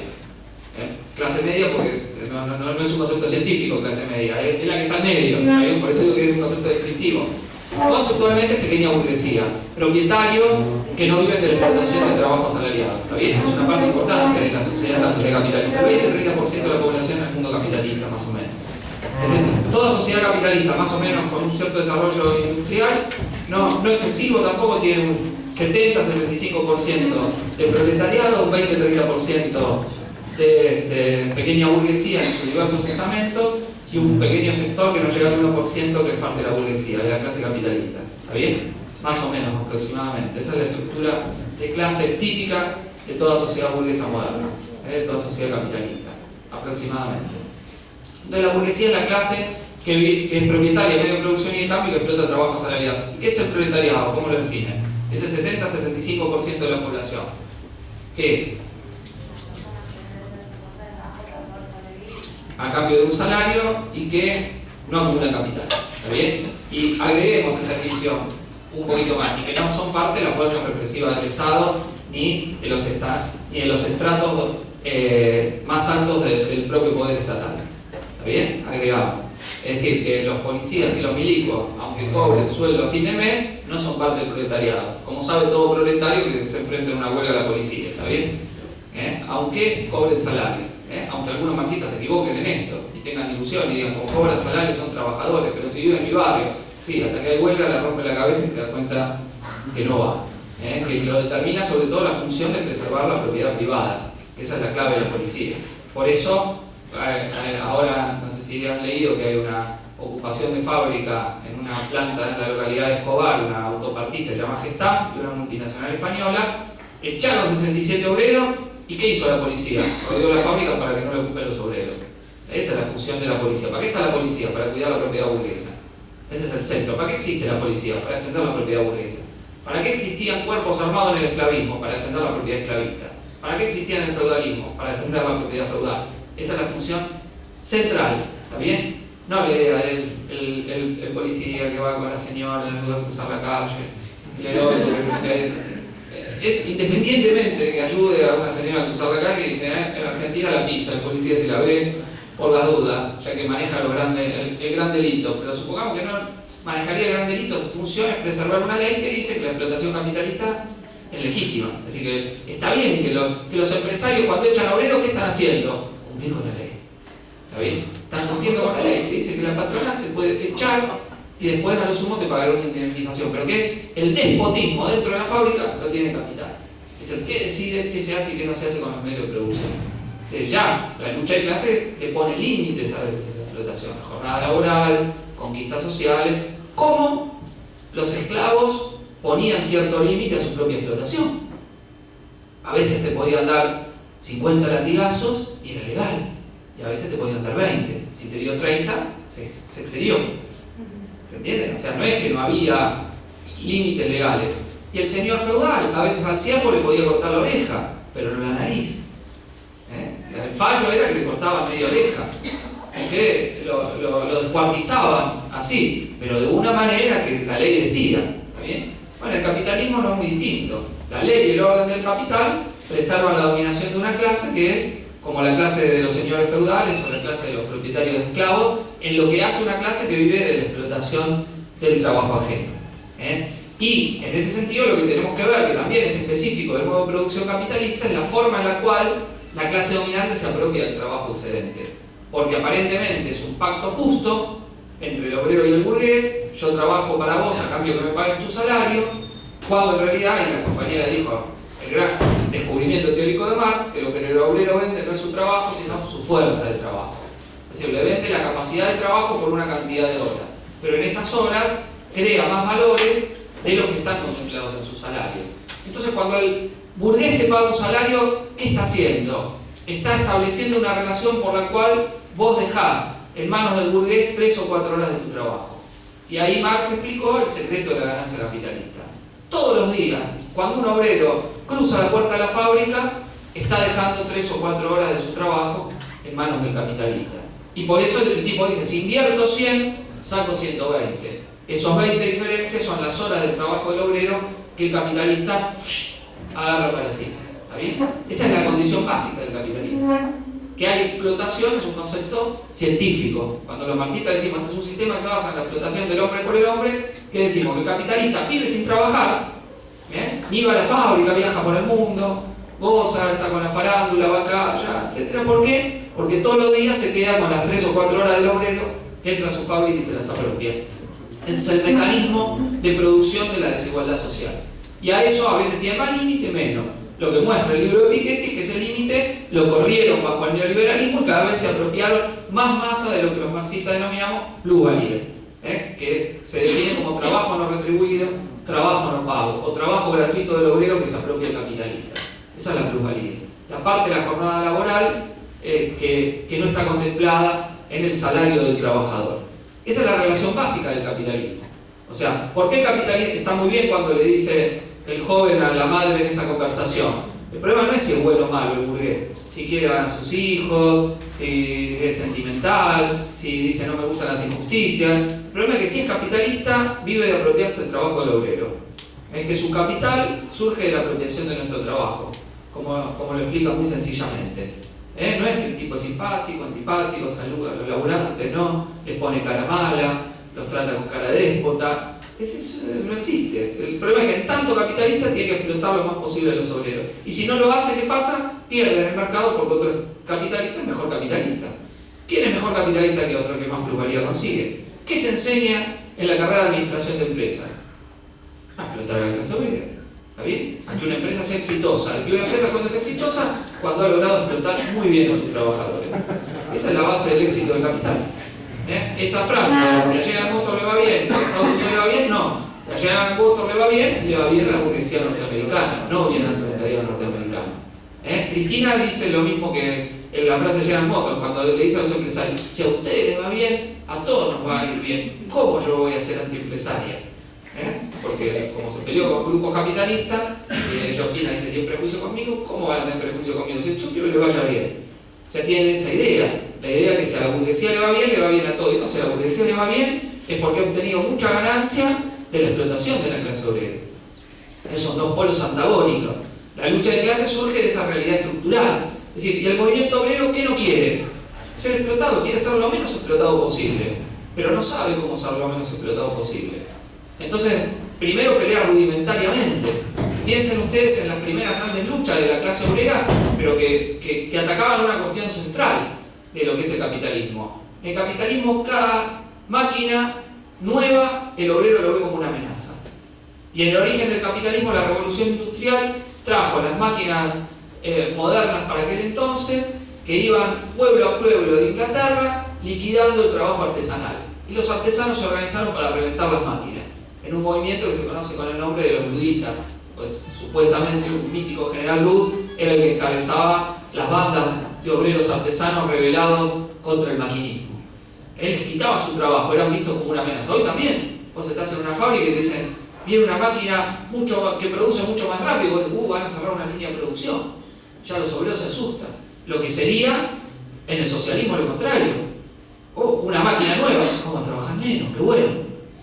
Nos vamos a liberar del trabajo, se va a repartir el trabajo, baja el tiempo de trabajo necesario para producir. Espectacular. En el capitalismo vos lo vivís como algo, como una tragedia. Entonces el proletariado en su lucha contra la explotación y no ser explotado es algo que quiere el obrero con conciencia de clase y el obrero sin conciencia de clase. El obrero más luchón, más sortiva de la patronal, que más le soba el lomo a los jefes, ¿qué quiere? Trabajar menos y ganar más. ¿Para qué le soba el lomo a los jefes? Porque opina que le va a dar privilegio, le va a dejar días libres, le va a dar un sobre por abajo, tiene ilusión de salvarse él solo. Pero le hace un homenaje a la lucha contra el capitalismo, porque no quiere ser explotado. No dice, qué bueno que es el trabajo. Mirá, yo voy a ser buchón y me pagás menos. ¿Está bien? ¿No? Que de una fábrica sabe, el buchón tiene privilegio. ¿Está bien? La sortiva, le van a dar algo acá, los ascensos. Y eso lo quiere el obrero, que no el que tiene conciencia de clase, que quiere ver cómo jode la patronal, pero colectivamente. Dice, no voy a salvar solo a costa de mis compañeros. Solo colectivamente podemos liberarnos de la explotación del capital. Entonces, y el capital que quiere explotar más a la clase obrera. Y la ciencia y la tecnología en el capitalismo, ¿para qué se usa? Para mejorar los niveles de explotación de la clase obrera. Está al servicio de la dominación del capital, las maravillas de la ciencia y de la técnica. Piensen ustedes cuando entran al trabajo, las técnicas de fichaje, de control, cómo se usan tecnológicamente. ¿Está bien? Para ver lo que están haciendo, si van al baño o no van al baño, el control de los tiempos, la entrada y la salida. El burgués, ¿qué tienen? Tipos todos que están pensando cómo hasta el último segundo del trabajo del obrero queda en sus manos. Él se lo puede apropiar. Si el obrero fue una vez al baño, el patrón lo mira y le dice: me robás parte del tiempo que yo te pago. Te tomaste un mate, vago. ¿Está bien? Y el patrón en su vida tocó una máquina. Dice: estos vagos que toman mate. ¿Entiendes? Bueno, esa es la burguesía. Es consciente de su interés. Sabe que es segundos menos de plusvalía que le saca a sus obreros. Entonces piensa cómo le saca hasta el último segundo de la plusvalía. Incluso idearon cómo no sacarle solo la plusvalía que viene de los músculos, sino también la del cerebro. Los japoneses fueron geniales para eso. Los llamados métodos toyotistas ponían a los obreros a pensar cómo mejorar el rendimiento de las máquinas y le dan un pequeño plus. Y así lograron aumentar la productividad del trabajo. Un ingeniero de Toyota, Taiichi Ohno, fue el tipo que agarró y dijo: para ahorrar tiempo, nada mejor que explotar a los obreros también en su cerebro, en su pensamiento. Pongámoslo a pensar para la patronal. Que los obreros saben cómo funciona el lugar de trabajo. Saquémosle también eso. Y diseñaron métodos de trabajo donde se emplean en muchas fábricas, donde no es que consideran que el obrero es una masa de músculos sin cerebro, sino que en eso se avivaron, dijeron: no conocen trabajo, vamos también a usarlo a nuestro favor. Y algunos vendieron como que era el trabajo no alienado, que bárbaro, ahora te dejan pensar en el trabajo, ¿sí? Que para aumentar la pluralidad. Ahora lograste que en vez de producir 10, en el mismo tiempo producimos 12. Te dan un plus y todas las máquinas ahora tienen que producir 12. ¿Se entiende? Es un chantaje enorme de competencia entre equipos. Si tu equipo produce más, le gana al equipo del otro. Competencia dentro del taller entre los obreros, metido por la burguesía. ¿En cuántos lugares de trabajo sucede eso? Premios especiales que te dan para luego eso volcarlo en la mayor explotación del conjunto de los trabajadores. ¿Está bien? Plenamente. Bueno, entonces, esto es lo específico del capitalismo, la forma de extracción de la plusvalía. Pero esta relación capital-trabajo es lo distintivo del capitalismo. Y la clase obrera, ¿cómo es en relación a la de Marx? Infinitamente más fuerte socialmente. Está mucho más extendida, diversificada, geográficamente expandida. Esa es la característica de la clase obrera. No es una clase obrera que es igual de una vez y para siempre. El capitalismo se reconfigura y la clase obrera se reconfigura con el capitalismo. Por ejemplo, hoy es mucho más precaria la clase obrera de lo que era hace 30 años. Es mucho más femenina de lo que era hace 30 años. Es mucho más asiática de lo que era hace 30 años. El proletariado mundial. El proletariado se va modificando con las modificaciones de las formas de explotación del capital. Pero tiene este rasgo común, más allá de estar efectivo contratado, de cobrar los sueldos más altos y que te descuenten el impuesto a la ganancia, o no llegar a cobrar el mínimo, tiene en común que es explotado por el capital, que deja plusvalía en manos de los capitalistas. Esto es lo que une al conjunto del proletariado, lo que da ese interés social común. Ahora, eso nos lleva a otro problema que está planteado en el manifiesto, que lo dice también Weber, el actor. Más allá de cada lucha parcial, más allá de cada pelea parcial, el proletariado es lo que gana en una organización. Cuando lucha contra el capital, independientemente si gano, si pierdo, si conquisto algo que luego lo voy a perder, lo que gana el proletariado es una organización. Porque, como decía Lenin, la clase obrera organizada es todo, la clase obrera sin organización es nada. Y esa es la definición clave. Es decir, en cada combate de clase, por ejemplo el que estamos viendo hoy en Gestam, ustedes ven, es un combate enorme. 9 obreros de los 67 despedidos se suben una grúa a 20 metros de altura y cambian un conflicto que estaba oculto, traicionado por el sindicato, lo transforman en un problema político relevante, ¿está bien? Con su heroísmo. ¿Para qué? Para seguir entrando a la fábrica, dejar horas de su trabajo en manos del patrón. Pero sería una forma unilateral de verlo. En cada lucha parcial, hasta por defender tener un salario, porque el resto es morirse de hambre directamente, el obrero que va forjando organización. En la zona donde está Gestam, se reunió hace muy pocos días, el sábado pasado, un encuentro sindical combativo que reunió a trabajadores de decenas de fábricas de la zona. una conquista de la organización. Hace 3 o 4 años no había esto. Cuando fue el gran conflicto de Kraft, esto no existía. Kraft peleó sola. Hoy no. Yo estuve en ese encuentro y llegaban los obreros de la gráfica Donnelley, más de 130 trabajadores con la comisión de mujeres de la fábrica, y era emocionante. Parecía una imagen donde venían con las motos adelante, las banderas de la lista Bordeaux, marchando en los coches, los obreros dirigiéndose de la puerta de la fábrica hasta la escuela donde se hizo el encuentro. Eran obreros combativos, con conciencia de clase, clasistas, organizados, que un día de su tiempo libre lo dedicaron todos los activistas de la fábrica a encontrarse con obreros de otras fábricas, de la alimentación, docentes, metalúrgicos, del ESMATA, de las automotrices, para ver cómo conspirar contra la patronal. ¿Sí? Se está ganando en la organización de la clase obrera. Sin eso es todo mucho más difícil. Por los despidos de Gestam fueron a volantear a la puerta de la Volkswagen. Bueno, salió la burocracia primero y los corrió a los obreros. A la semana, 300 obreros de las distintas fábricas fueron a la puerta de Volkswagen a decir: la puerta es nuestra, volantearon, y los 30 burócratas se tuvieron que ir al mazo. Se quedaron ahí atrás y los combativos los bardearon de arriba abajo, es decir, a la burocracia. ¿Pero por qué? Porque hay organización. Más allá de la fábrica, más allá de la conquista del salario, más allá de frenar los despidos, más allá de lograr que los contratados queden en la planta, se crece en organización independiente de la clase obrera. A ese nivel, a nivel de fábrica, a nivel de comisión interna, es muy importante.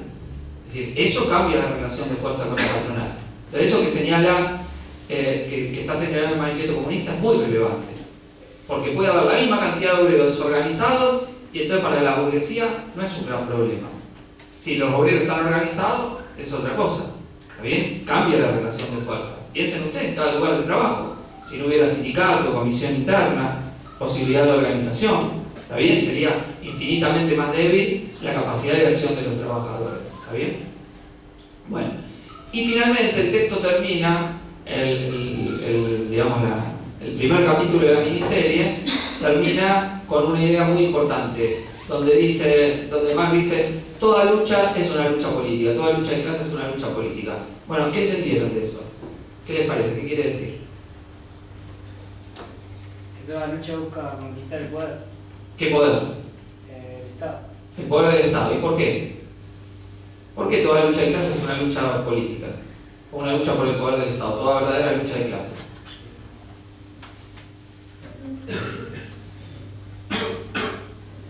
¿Qué les parece? Porque se da cuenta que el Estado, bueno, como bien decía Marx, se complota y responde a los intereses de la clase dominante. Entonces todos quieren ser esa clase dominante que está respaldada por el Estado. Bueno, vamos más o menos por ahí. A ver, está muy bien. El Estado surge de las clases. ¿Está bien? ¿Por qué hay Estado? ¿Por qué hay clases? ¿Y qué es el Estado? Esencialmente una fuerza armada en defensa de algún tipo de propiedad. Esa es la fuente última del Estado. ¿Por qué Espartaco no ganaba desde el vamos? ¿O por qué primero estaba sometido Espartaco? Por la fuerza. ¿Qué tenían los romanos? La fuerza. Y Espartaco, para quebrarlo, que necesitaba armarse. Si en la Atenas, que yo les decía, 90.000, ¿cómo dominaban a 365.000? Porque 365.000 estaban desarmados. Si los 365.000 estaban armados, olvídate que el amo le iba a decir al esclavo caminar. No sé si ven la serie Game of Thrones. ¿La ven? Bueno, hay un capítulo de la última temporada donde la Evita Perón de la serie, la Daenerys Targaryen, que va liberando esclavos de ciudad por ciudad, está bien, manda a sus hombres a una ciudad donde hay esclavismo, y entonces los esclavos están diciendo: che, nos rebelamos, no nos rebelamos, pero mirá que nos van a reventar a todos, nos van a liquidar. Y en eso llegan y le dicen: pero ustedes son 3 por cada amo. Quieren decir, pero estamos desarmados. Entonces abren una bolsa así, lo llenan a todos de armas, y a los 15 minutos nos queda un amo. ¿Está bien? Era sencillo. Entendieron el problema de la lucha de clases rápidamente, explicado. Es decir, si la pequeña minoría de oligarcas no tiene las armas y los explotados por los oligarcas están armados, se acaba la dominación de los oligarcas. Listo, explicado el problema. Entonces, ¿qué es el Estado? Que los explotados no estén armados y haya un cuerpo especial que los mantiene a raya. ¿Y qué es la ley? El andamiaje jurídico para mantener esa dominación y explotación con márgenes y límites que a veces los explotados imponen en esa relación de fuerza. Entonces, uno se puede preguntar, ¿por qué si son tan pocos la burguesía domina todo el resto? Bueno, pues tiene un medio de dominación política. Ese medio de dominación política es el Estado. Y con dominación política lo hago en el sentido amplio de la fuerza militar, el aparato político del Estado y el aparato jurídico, que se ve correspondido por un cierto nivel de creencias sociales, la legitimización ideológica de la forma de dominación, el control de las industrias culturales, la producción cultural, etcétera, que ya Marx decía la ideología de una sociedad tiende a ser la ideología de su clase dominante. ¿Está bien? Porque como controla los medios de producción ideológico, de los grandes diarios, canales de televisión, radio, escuelas, etcétera, etcétera, el sentido común es esto. Ustedes los que son docentes, algunos de ustedes como son de izquierda, pueden quizá explicarle a los estudiantes, mirá, más pobres, decirle, mirá, vos no te vas de vacaciones porque ese es hijo de un burgués y la sociedad funciona así. ¿Entendés? Entonces hasta que no derroques a la burguesía, no va. No te vas a hacer educación. Quizá alguno de ustedes lo puede explicar, pero el programa del Ministerio de Educación no dice. ¿Está bien? Esta sociedad se basa en la lucha de clases, y hay ricos y explotados porque esta es la organización social. No, dice hay profesiones lícitas, ilícitas, uno puede ser empresario, cantante de rock, trabajador en el puerto, según los gustos que tenga, y las oportunidades, la manera de la educación, y si uno gana o no por el mérito propio, el sentido común de la burguesía, ¿está bien? Algunos de ustedes, obviamente, mete por ahí y dicen, mirá, hoy me toca dar la Revolución Rusa, está bueno, preparalo, mirá esto, cómo se da, y explica. Pero el sentido común que se construye es el sentido común de la burguesía, que los que ganan es por su mérito y su talento, y no porque tienen propiedad privada. Como el sentido común del mundo feudal era el que decía, yo soy aristócrata porque Dios me puso acá, es el plan divino que le vas a hacer jodete, obedecer el mandato divino y tuyo será el reino de los cielos. O los filósofos del mundo antiguo decían, hay hombres que nacen libres y otros que nacen esclavos. ¿Qué problema que tienen los libres? Tienden a hacerse responsables de un montón de cosas. Los esclavos tienen todo resuelto. No se tiene que hacer problema por nada. Bueno, son las ideologías que expresan las clases dominantes. Bueno, las clases explotadas también construyen muchas veces puntos de vista alternativos de las clases dominantes, y la teoría de Marx es un punto de vista diferente desarrollado por el proletariado de explicación del mundo burgués, alternativo al mundo burgués. Entonces, la lucha por el poder político es clave, porque si vos quebrás el aparato de dominación, estás en condiciones de ¿qué? De expropiar a la burguesía. Y en eso el proletariado tiene un lugar distinto del que tenía la burguesía respecto a los señores feudales. La burguesía fue ganando poder económico, y cuando ya había avanzado mucho, ¡boom!, barrió a la aristocracia del poder político y siguió desarrollando su dominación. Pero ya tenía un fuerte peso económico previo. El proletariado no puede hacer eso. No puede ir acumulando fábricas liberadas y un día decir a la burguesía, chao. No. El proletariado, para avanzar, tiene que derrocar el poder político de la burguesía. Tiene que quebrar su aparato de Estado. Tiene que ser una revolución. Es decir, sin eso el proletariado no se libera. ¿Y eso es un invento nuestro? No, es lo que ha demostrado la historia. En Marx podía ser una hipótesis.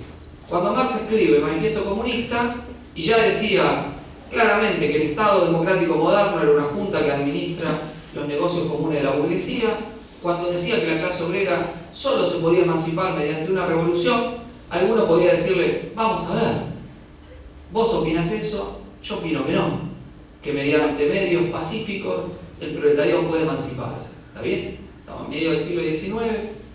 Bueno, estamos ya en la segunda década del siglo XXI.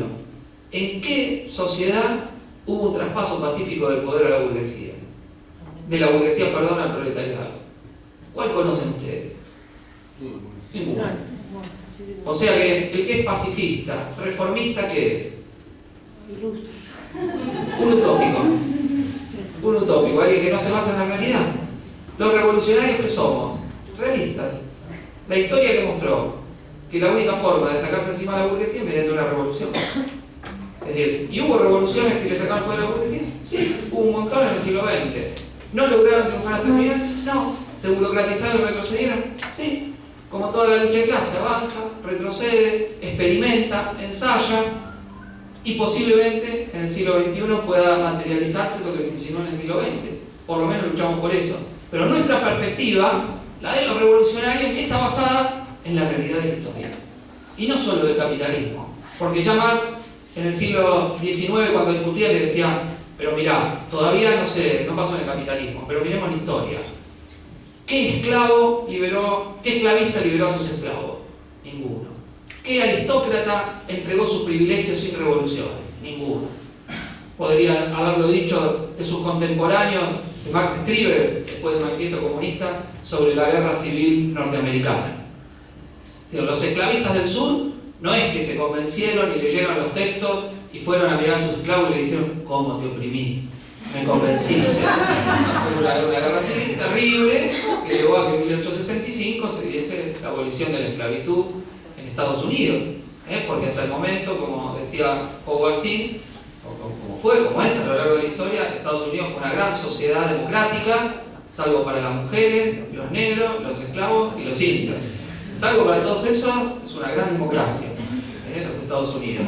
Bueno, 1865, después de una gran guerra civil enorme, donde los esclavistas mostraron un gran heroísmo para defender, seguir teniendo esclavos, hicieron de todo en esa guerra civil para mantener la relación de esclavitud, se los quebró. Pero hasta un siglo después lograban mantener formas de racismo brutal. Por ejemplo, impedirle a los estados del sur que entren los afroamericanos a los bares, como si serían los equivalentes de los McDonald's, los Starbucks. Y los jóvenes blancos del norte se unían a los afroamericanos para hacerles bloqueos y marchas a las cadenas que no dejaban entrar a los afroamericanos. Los hacían viajar en los asientos de entrada. Los hacían caminar por la calle y bajarse la vereda hacia un blanco. Un siglo después. Miren si las clases dominantes buscarán preservar sus privilegios. En Argentina hicieron un genocidio. Como la burguesía vio amenazada su propiedad, le dijo a los milicos: adelante, limpien esto, y limpiaron. Cada gran fábrica tuvo un centro clandestino de detención.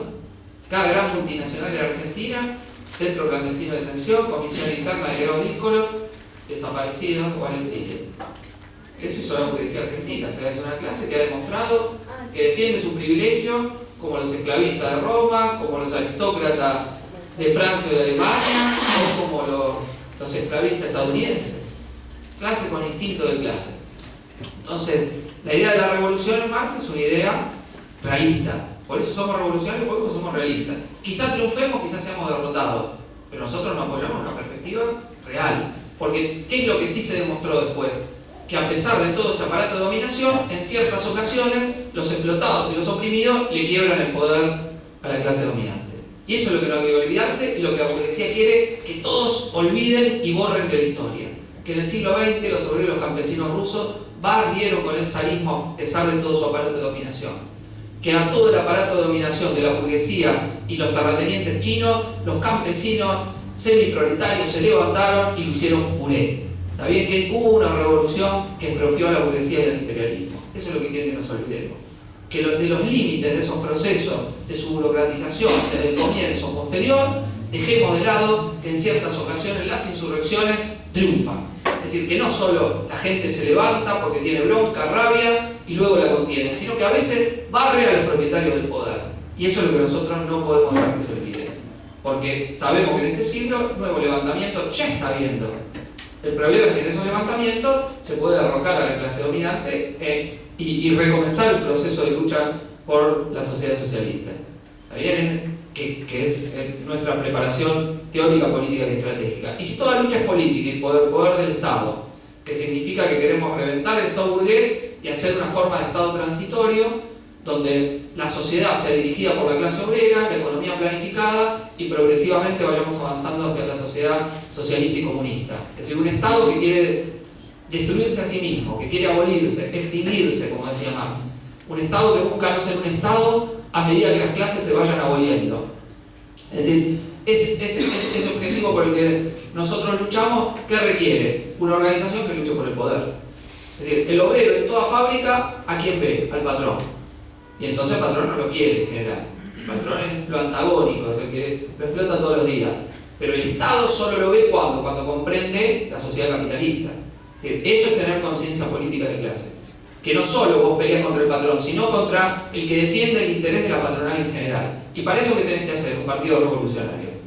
Es decir, que la lucha es política. ¿Cuál es el correlato? La derivación de esa definición de que toda lucha es política. Que la clase obrera tiene que organizarse políticamente para luchar por el poder. ¿Y qué es un partido revolucionario? La organización de quienes conscientemente se proponen hacer eso. ¿Por qué? ¿Por qué no puede toda la clase organizarse en un mismo partido? Pues la clase es heterogénea y porque la clase fluctúa.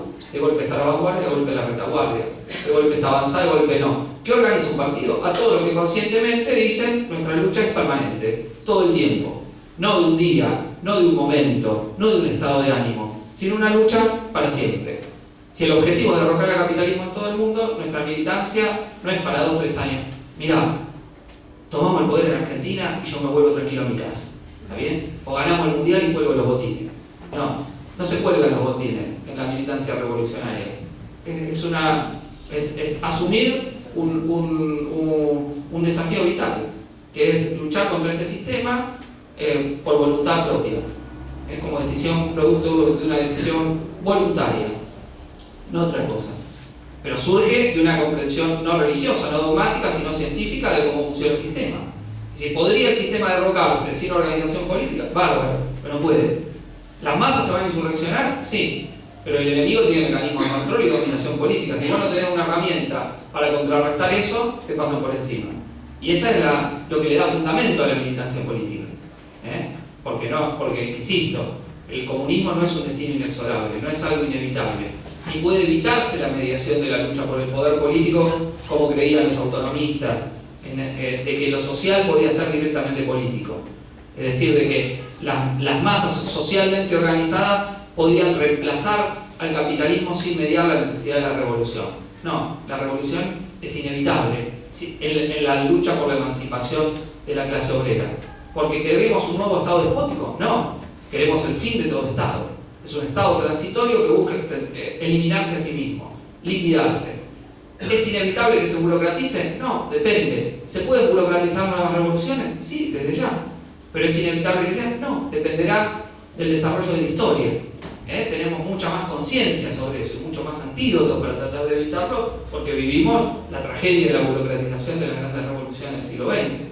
Estamos con la cabeza infinitamente más abierta a eso de lo que estaban los revolucionarios cuando les surgió un fenómeno que no habían teorizado previamente y con el cual se chocaron la cabeza. Para terminar, ¿nuestro programa anticipa el comunismo? Sí. Cuando nosotros planteamos que frente a la desocupación hay que repartir las horas de trabajo entre ocupados y desocupados sin tocar el ingreso de los obreros, estamos anticipando la planificación de la economía. Cuando decimos que hay que expropiar todos los recursos estratégicos de la economía para planificarlos bajo gestión de los trabajadores, estamos anticipando cómo funcionaría una sociedad que está en tránsito al comunismo. Cuando planteamos prohibir los despidos, ¿qué estamos diciendo? Que el trabajador no es la variable de cambio. Estamos anticipando hacia dónde queremos ir. Entonces nuestra perspectiva, nuestra lucha por el comunismo no es simplemente esperar algo mesiánicamente que venga, sino que es ir preparándolo en el programa por el que luchamos cotidianamente. Cuando peleamos porque los sectores más acomodados de la clase obrera defiendan a los menos acomodados, ¿sobre qué principio estamos basándonos? Sobre el principio de que el libre desarrollo de cada uno será condición del libre desarrollo de todos. Esos son principios que ponemos en juego y un programa que va en esa perspectiva. Cualquier trabajador puede entender, cuando hay crisis en el capitalismo, ¿qué se hace? Se tira obreros al desempleo. ¿Qué hacemos nosotros? Distribuir el trabajo en forma distinta. Repartir el trabajo entre todos. O sea, lo que prueba que es una decisión política que haya desempleado, preservar la ganancia capitalista sobre el interés de los obreros. ¿Se entiende? Entonces, entre nuestro programa y la sociedad por la que luchamos, hay una relación directa del medio que levantamos, tiene que ver con el fin que buscamos conseguir. Bueno, muchas gracias, compañeros.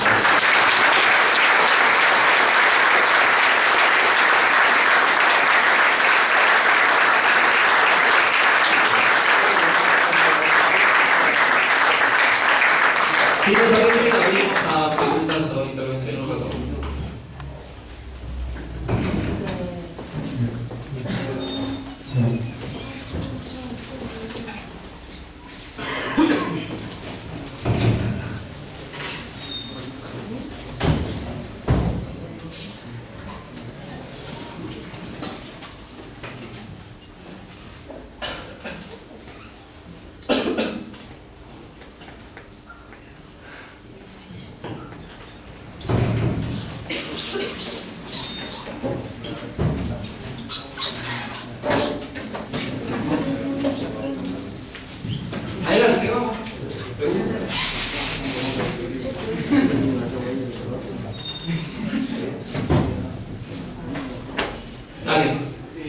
que impide unirse, o sea, que las distintas izquierdas se unan? En general, Digo, las que tienen una corriente más parecida. no, hay niveles de acuerdo y niveles de diferencia, depende de cómo nosotros cortemos. Es decir, hoy en el mundo el término izquierda es demasiado amplio y ambiguo. Es decir, y depende del lenguaje de cada país lo que se denomina como izquierda. ¿Está bien? Cristina se decía de izquierda, la derecha decía el gobierno argentino es un gobierno de izquierda. ¿Está bien? Bueno, nosotros que luchamos por una sociedad socialista anticapitalista restringimos eso. En Francia, la izquierda es el reformismo, es el Partido Socialista que aplica políticas liberales.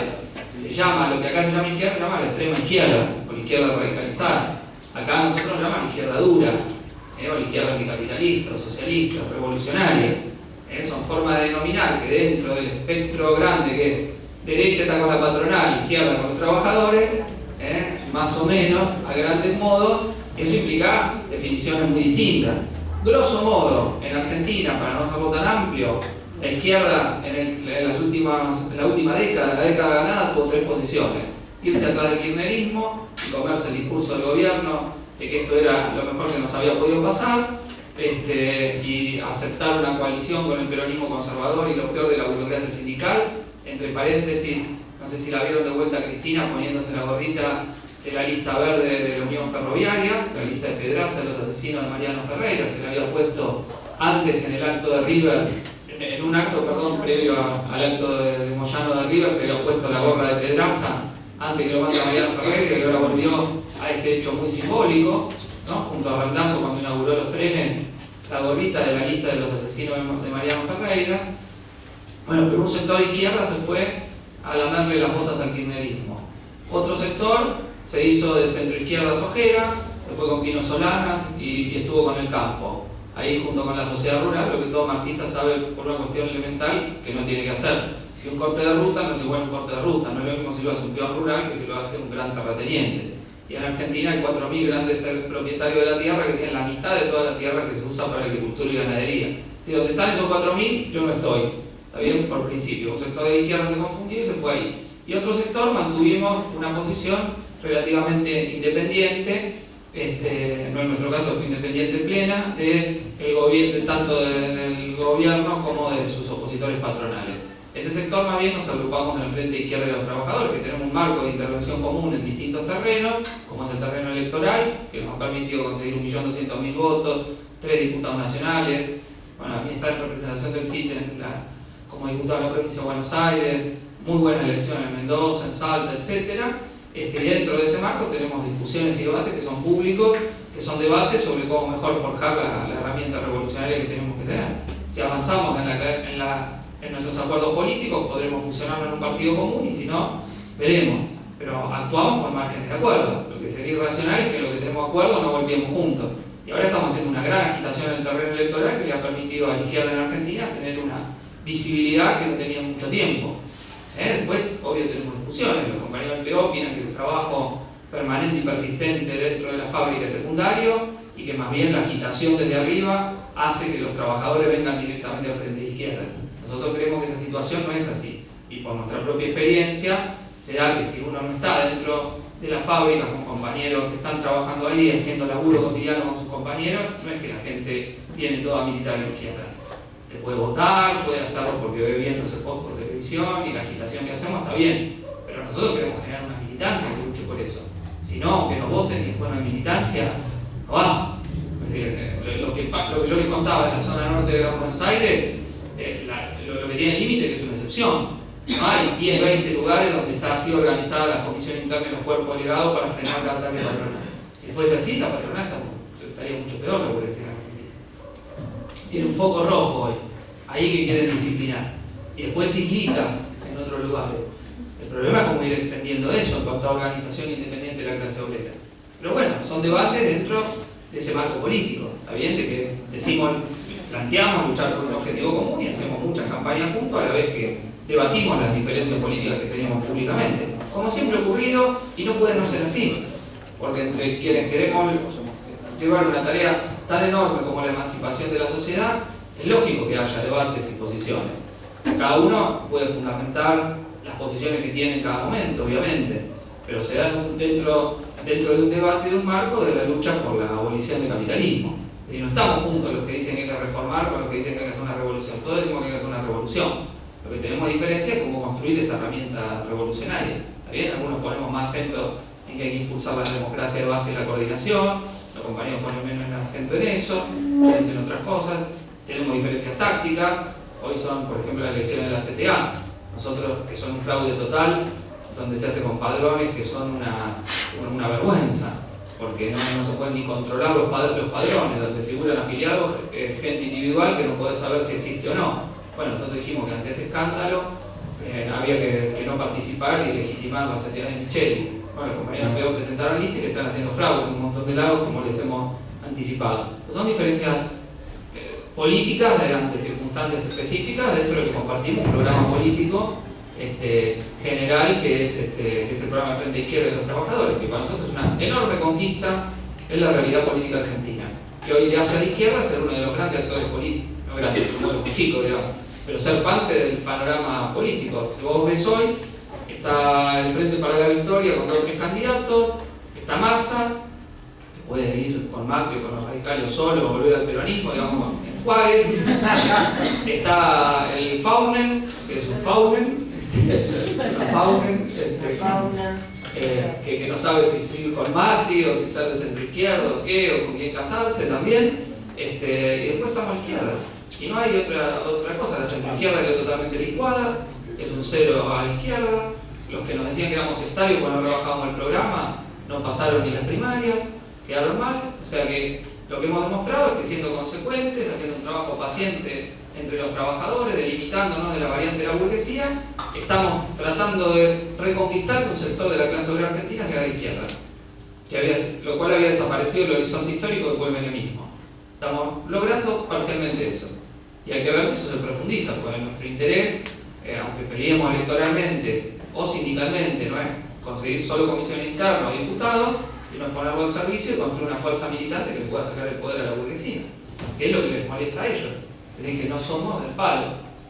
Ustedes pueden ver cualquiera de los debates que damos en la legislatura o en el Congreso y van a ver que les molesta que no votemos las autoridades, porque ¿qué son? Signos de independencia política. Cuando ellos dicen, se vota el presidente de la Cámara, nosotros decimos, no, nosotros nos abstenemos porque no vamos a votar los representantes de un poder del Estado capitalista. Bueno, acá dicen, bueno, sí, son los zurdos de siempre.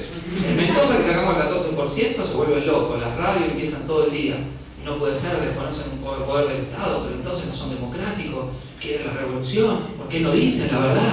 Digan que quieren la revolución y quitan las radios todo el día, seguro. O no cantamos el himno. Yo no canto nunca el himno porque no me considero nacionalista, sino internacionalista. El himno es la internacional, por la tradición de la clase obrera.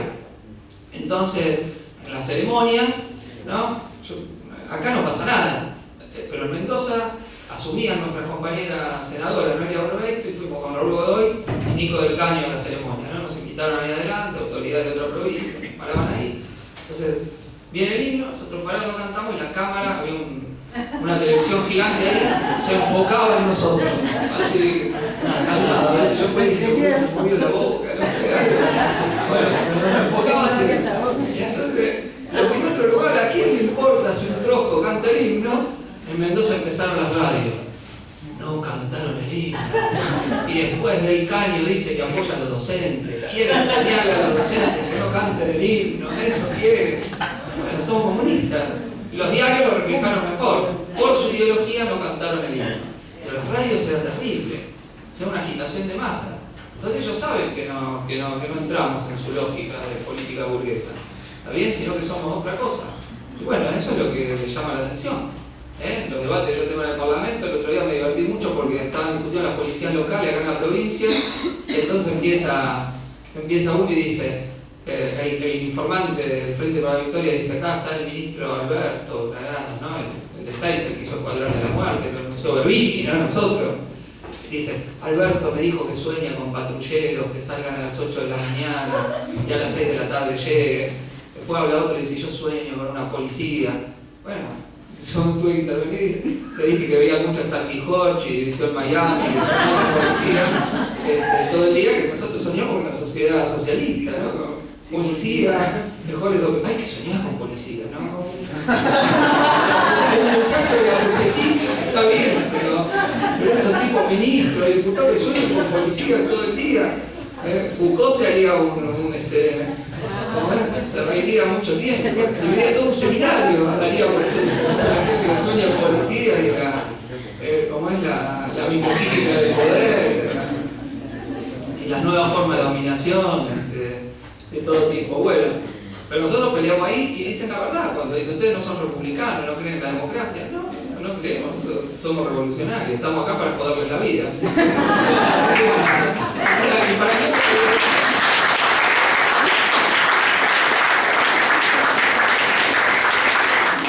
¿y para qué usan las elecciones? Y para usar una herramienta del enemigo en su propia contra, nada más.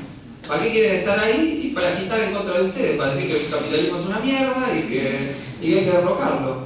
Y en ese sentido presentamos leyes y todo para demostrar que sean, y si alguna sale, bienvenida a ser una conquista parcial del proletariado y nada más. Pero es a eso. Y si en vez de uno somos 10, mejor.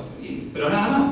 ¿Se entiende? O sea, eso es lo que les molesta, que el hacer eso solo, de actuar en común detrás de un programa y una perspectiva independiente, agitando, a pesar de las diferencias, ha permitido que una parte importante de la población sea de izquierda. En el momento que toda la superestructura política va a la derecha, y el kirchnerismo, que hizo demagogia con banderas de la izquierda, claramente ha girado a la derecha. Ahora celebran el acuerdo con el Club de París.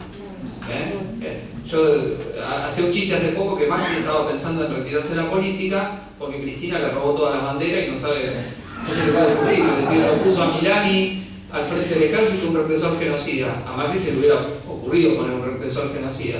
Votó la ley antiterrorista. Macri se le hubiera ocurrido la ley antiterrorista. Propone una ley antipiquete. Los macristas celebraban eufóricos la ley antipiquete. Le entregaron vaca muerta a Chevron. Qué mejor noticia para Macri. Negocian con el FMI, le pagan al Club de París. Todo, no le devaluaron, ajustazos, subieron las tarifas, todo, es una orgía de Macri desde febrero hasta ahora. Es el programa del PRO casi 100%. Bueno, eso muestra el derrotero del kirchnerismo, y por eso la izquierda kirchnerista está tan en crisis. Nuestro compañero Fernando Rosso le escribió un post respecto de la carta abierta, la última carta abierta, que está bien porque dice, la situación obligó al gobierno a devaluar. Entonces dijo, hicieron como Clarín, con Costelli y Santillán, la crisis causó 2 nuevas muertes. ¿Se acuerdan de esa famosa tapa de Clarín, denunciada en un documental, que dice cómo impersonal, la policía, Dualde y todo, asesinaron a 2 piqueteros. La crisis causó 2 nuevas muertes. El gobierno se vio forzado a la devaluación, como si no había alternativa a la política que querían los grandes capitales. El gobierno tomó el programa de los grandes capitales y devaluó contra el bolsillo de los trabajadores. Muy bien. Entonces le hace una muy buena denuncia a la visión de los carta abierta, que están en esta crisis, que tienen que votar a Scioli, no saben a quién votar, están ahí todo el sector progresista y autodenominado izquierda que apoyó el kirchnerismo está que no sabe dónde esconderse. Está que no sabe, porque no puede defender nada, y además que muy probablemente el candidato sea Scioli. Y si no, un gran revolucionario como Randazzo. Tiene una enorme posibilidad para hacerle frente a Scioli. Randazzo, un tipo increíble que dice todas cosas de derecha aparte. Que a los jóvenes que hacen graffiti les rompería la cabeza y todo. Patadas, así que les daría unas buenas patadas. Se parece a Massa, que también lo dijo. Los tipos medio de derecha se pasan de rosca. Vieron Macri con la frase sexista, Massa que le pegaría a los pibes si fuman porro, Randazzo que les daría patadas, a los chicos porque hacen graffiti. Que paguen los padres. Y que paguen los padres los graffiti que hacen los chicos. Bueno, pero independientemente de eso, estamos ocupando un lugar político. El problema es que eso se tiene que transformar en militancia activa, porque si no, nosotros podemos tener más votos, menos votos, eso puede salirnos mejor o peor la intervención de una campaña electoral, pero si no construimos una fuerza militante, no va. Por ejemplo, si ustedes miran Bahía Blanca, nos votaron, ¿cuánto sacaste, Mauro? 14.000 votos. Un montón de 14.000 votos. Un montón de bahienses ha votado a la izquierda, pero todavía militan pocos bahienses a la izquierda. Es decir, si todo el polo petroquímico tuviese un 10% de los votos que tenemos militando activamente, sería como la zona norte de Gran Buenos Aires. Una coordinación. Y si en el movimiento estudiantil una parte mayor, enorme, de 14.000, El 10%, 1.400, sería una fuerza respetable en la localidad de Bahía Blanca. ¿Está bien? Respetable. Fuerza respetable. A la burguesía le jodería. Claro, una fuerza. 1.400 que puede movilizar 10.000. Estaría espectacular. Bueno, pero esa tiene que ser la misión que tienen que tener ustedes. Si no tienen esa ambición, no está bien. 200, 300, 400 podemos movilizar 1.000, 2.000. Nosotros todavía no podemos llenar la Plaza de Mayo. Hacemos acto en Plaza de Mayo, pero no va tanta gente. Tenemos más votos, hemos crecido más en votos de lo que tenemos todavía capacidad de movilización. Si podemos poner 100.000 personas en Plaza de Mayo, la burguesía está mucho peor. Todavía no podemos poner 100.000 personas en Plaza de Mayo. Eso es lo que nos tenemos que proponer. Si pudiésemos hacer eso, estamos mejor. Entonces, nosotros no despreciamos hacer buenas campañas electorales. Y hacemos mucho y viajamos y vamos a todos lados a dar la pelea. Pues también peleamos por la conciencia de los trabajadores en ese terreno. Pero sabemos que eso está al servicio de construir una fuerza militante con capacidad real de acción en la lucha de clase. Si sacás muchos votos, pero después, cuando hay grandes luchas, no tenés protagonismo, capacidad de movilización, son limitados. ¿Por qué está bien la lucha que están? Porque todas las fábricas de la zona, donde influenciamos, movilizan y son parte de cambiar, de evitar que repriman, de evitar que la burguesía derrote y hacerle frente a la burocracia. Si eso no es fuerza militante construida, te pasan por encima. ¿Está bien? Yo lo vi al compañero del PO de esa zona que va solo, mira, no fue al encuentro de zona norte y bueno, aunque saquen votos, no va. Espero que lo podamos convencer a los compañeros que hay que hacer una fuerza militante material, no solo de referente, una fuerza con base. Lo bueno del encuentro de la zona norte el otro día no era que había comisión interna, era que había base de la fábrica, activistas, que eran decenas de activistas de varias fábricas los que se coordinaban. Porque si son solo los representantes por arriba, puede ser. El problema es si eso se transforma en una fuerza militante activa, que es lo que queremos nosotros, centro de estudiantes, sindicatos, comisión interna con capacidad de acción y movilización. Insisto, donde lo hagamos no porque queremos el objetivo inmediato, sino porque luchamos por el objetivo más estratégico, que es la sociedad comunista, que es nuestro objetivo. Entonces, no sé si le respondí al compañero a la pregunta, pero básicamente con algunos pues tenemos diferencia de perspectiva. Si con los que se van con la sociedad rural, no al lugar. Con los que son parte de la burocracia sindical, es decir, la izquierda que es parte de la lista de Micheli. No. Con los que hacen fraude y tienen cargo gracias al fraude. Bueno, no. Hay otros que se adaptan, que se equivocan, para nosotros en la táctica, pero no son parte de la lista de Micheli y hacen el fraude con Micheli. Se tiene su límite. Hay otros que se hicieron kirchneristas, tienen puesto en el Estado, y van y están. Bueno, no. Están dentro de un proyecto burgués. El nuestro no, un proyecto independiente de la clase obrera. Con esos compañeros hacemos bloque, peleamos en común, hacemos frente por la independencia de clase, peleamos y esperamos ver si podremos confluir en un partido revolucionario común o no. Eso lo dirá la historia. Hay muchas posibilidades que la historia puede abrir. Lo que nosotros tenemos la responsabilidad es luchar consecuentemente por el programa que levantamos. Y cualquiera de los activistas obreros, estudiantiles y todo puede ver las discusiones. Eso para mí es un mérito el debate de la izquierda. Yo siempre insisto, es un mérito, ¿no? Te pueden decir, no, pero ¿cómo se pelean? Bueno, eso es lo bueno, porque lo hacemos públicamente, cada uno puede saber la posición. Ya se puede hacer más respetuosamente, mejor, peor, el tono siempre no puede estar bien, puede estar mal. Pero el mérito es público, no que lo escondemos. No que decimos y después por abajo, son todos... Lo que vino lo decimos. Y cualquiera lo puede ver. Y cuando hay acuerdo, y cuando hay diferencia, hay diferencia.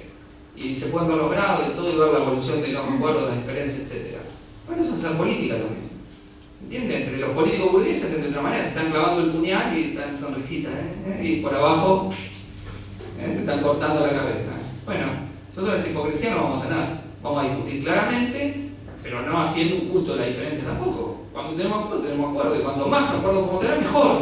No somos obtusos en eso. Si podemos conseguir más acuerdos, mucho mejor. Mucho mejor. Y si lo podemos convencer a los compañeros, fantástico. Nos consideramos doblemente contentos cuando podemos convencer a nuestros compañeros de lucha de la perspectiva que planteamos. Así que bueno, pero insisto con el tema. Todo esto, pelear en la pelea electoral, la pelea sindical, la pelea por un centro de estudiantes, etc., la podemos dar siempre que tengamos claro el objetivo común. Tenemos hoy una tarea que es reivindicar la perspectiva del comunismo como una perspectiva ideológica, fuerte, en ese sentido de la palabra.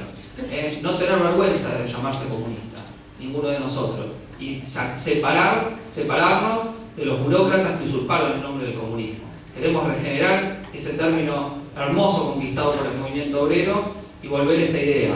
El comunismo es el sinónimo de la libertad para el movimiento obrero. La clase obrera tenía ese grito: viva el comunismo, viva la libertad. Eso es lo que nosotros queremos reeditar. Y la crisis capitalista quizás nos permita de alguna forma plantear a la ofensiva esa perspectiva. Así que hoy llegan a su casa, lo ven a su viejo: papá, soy comunista.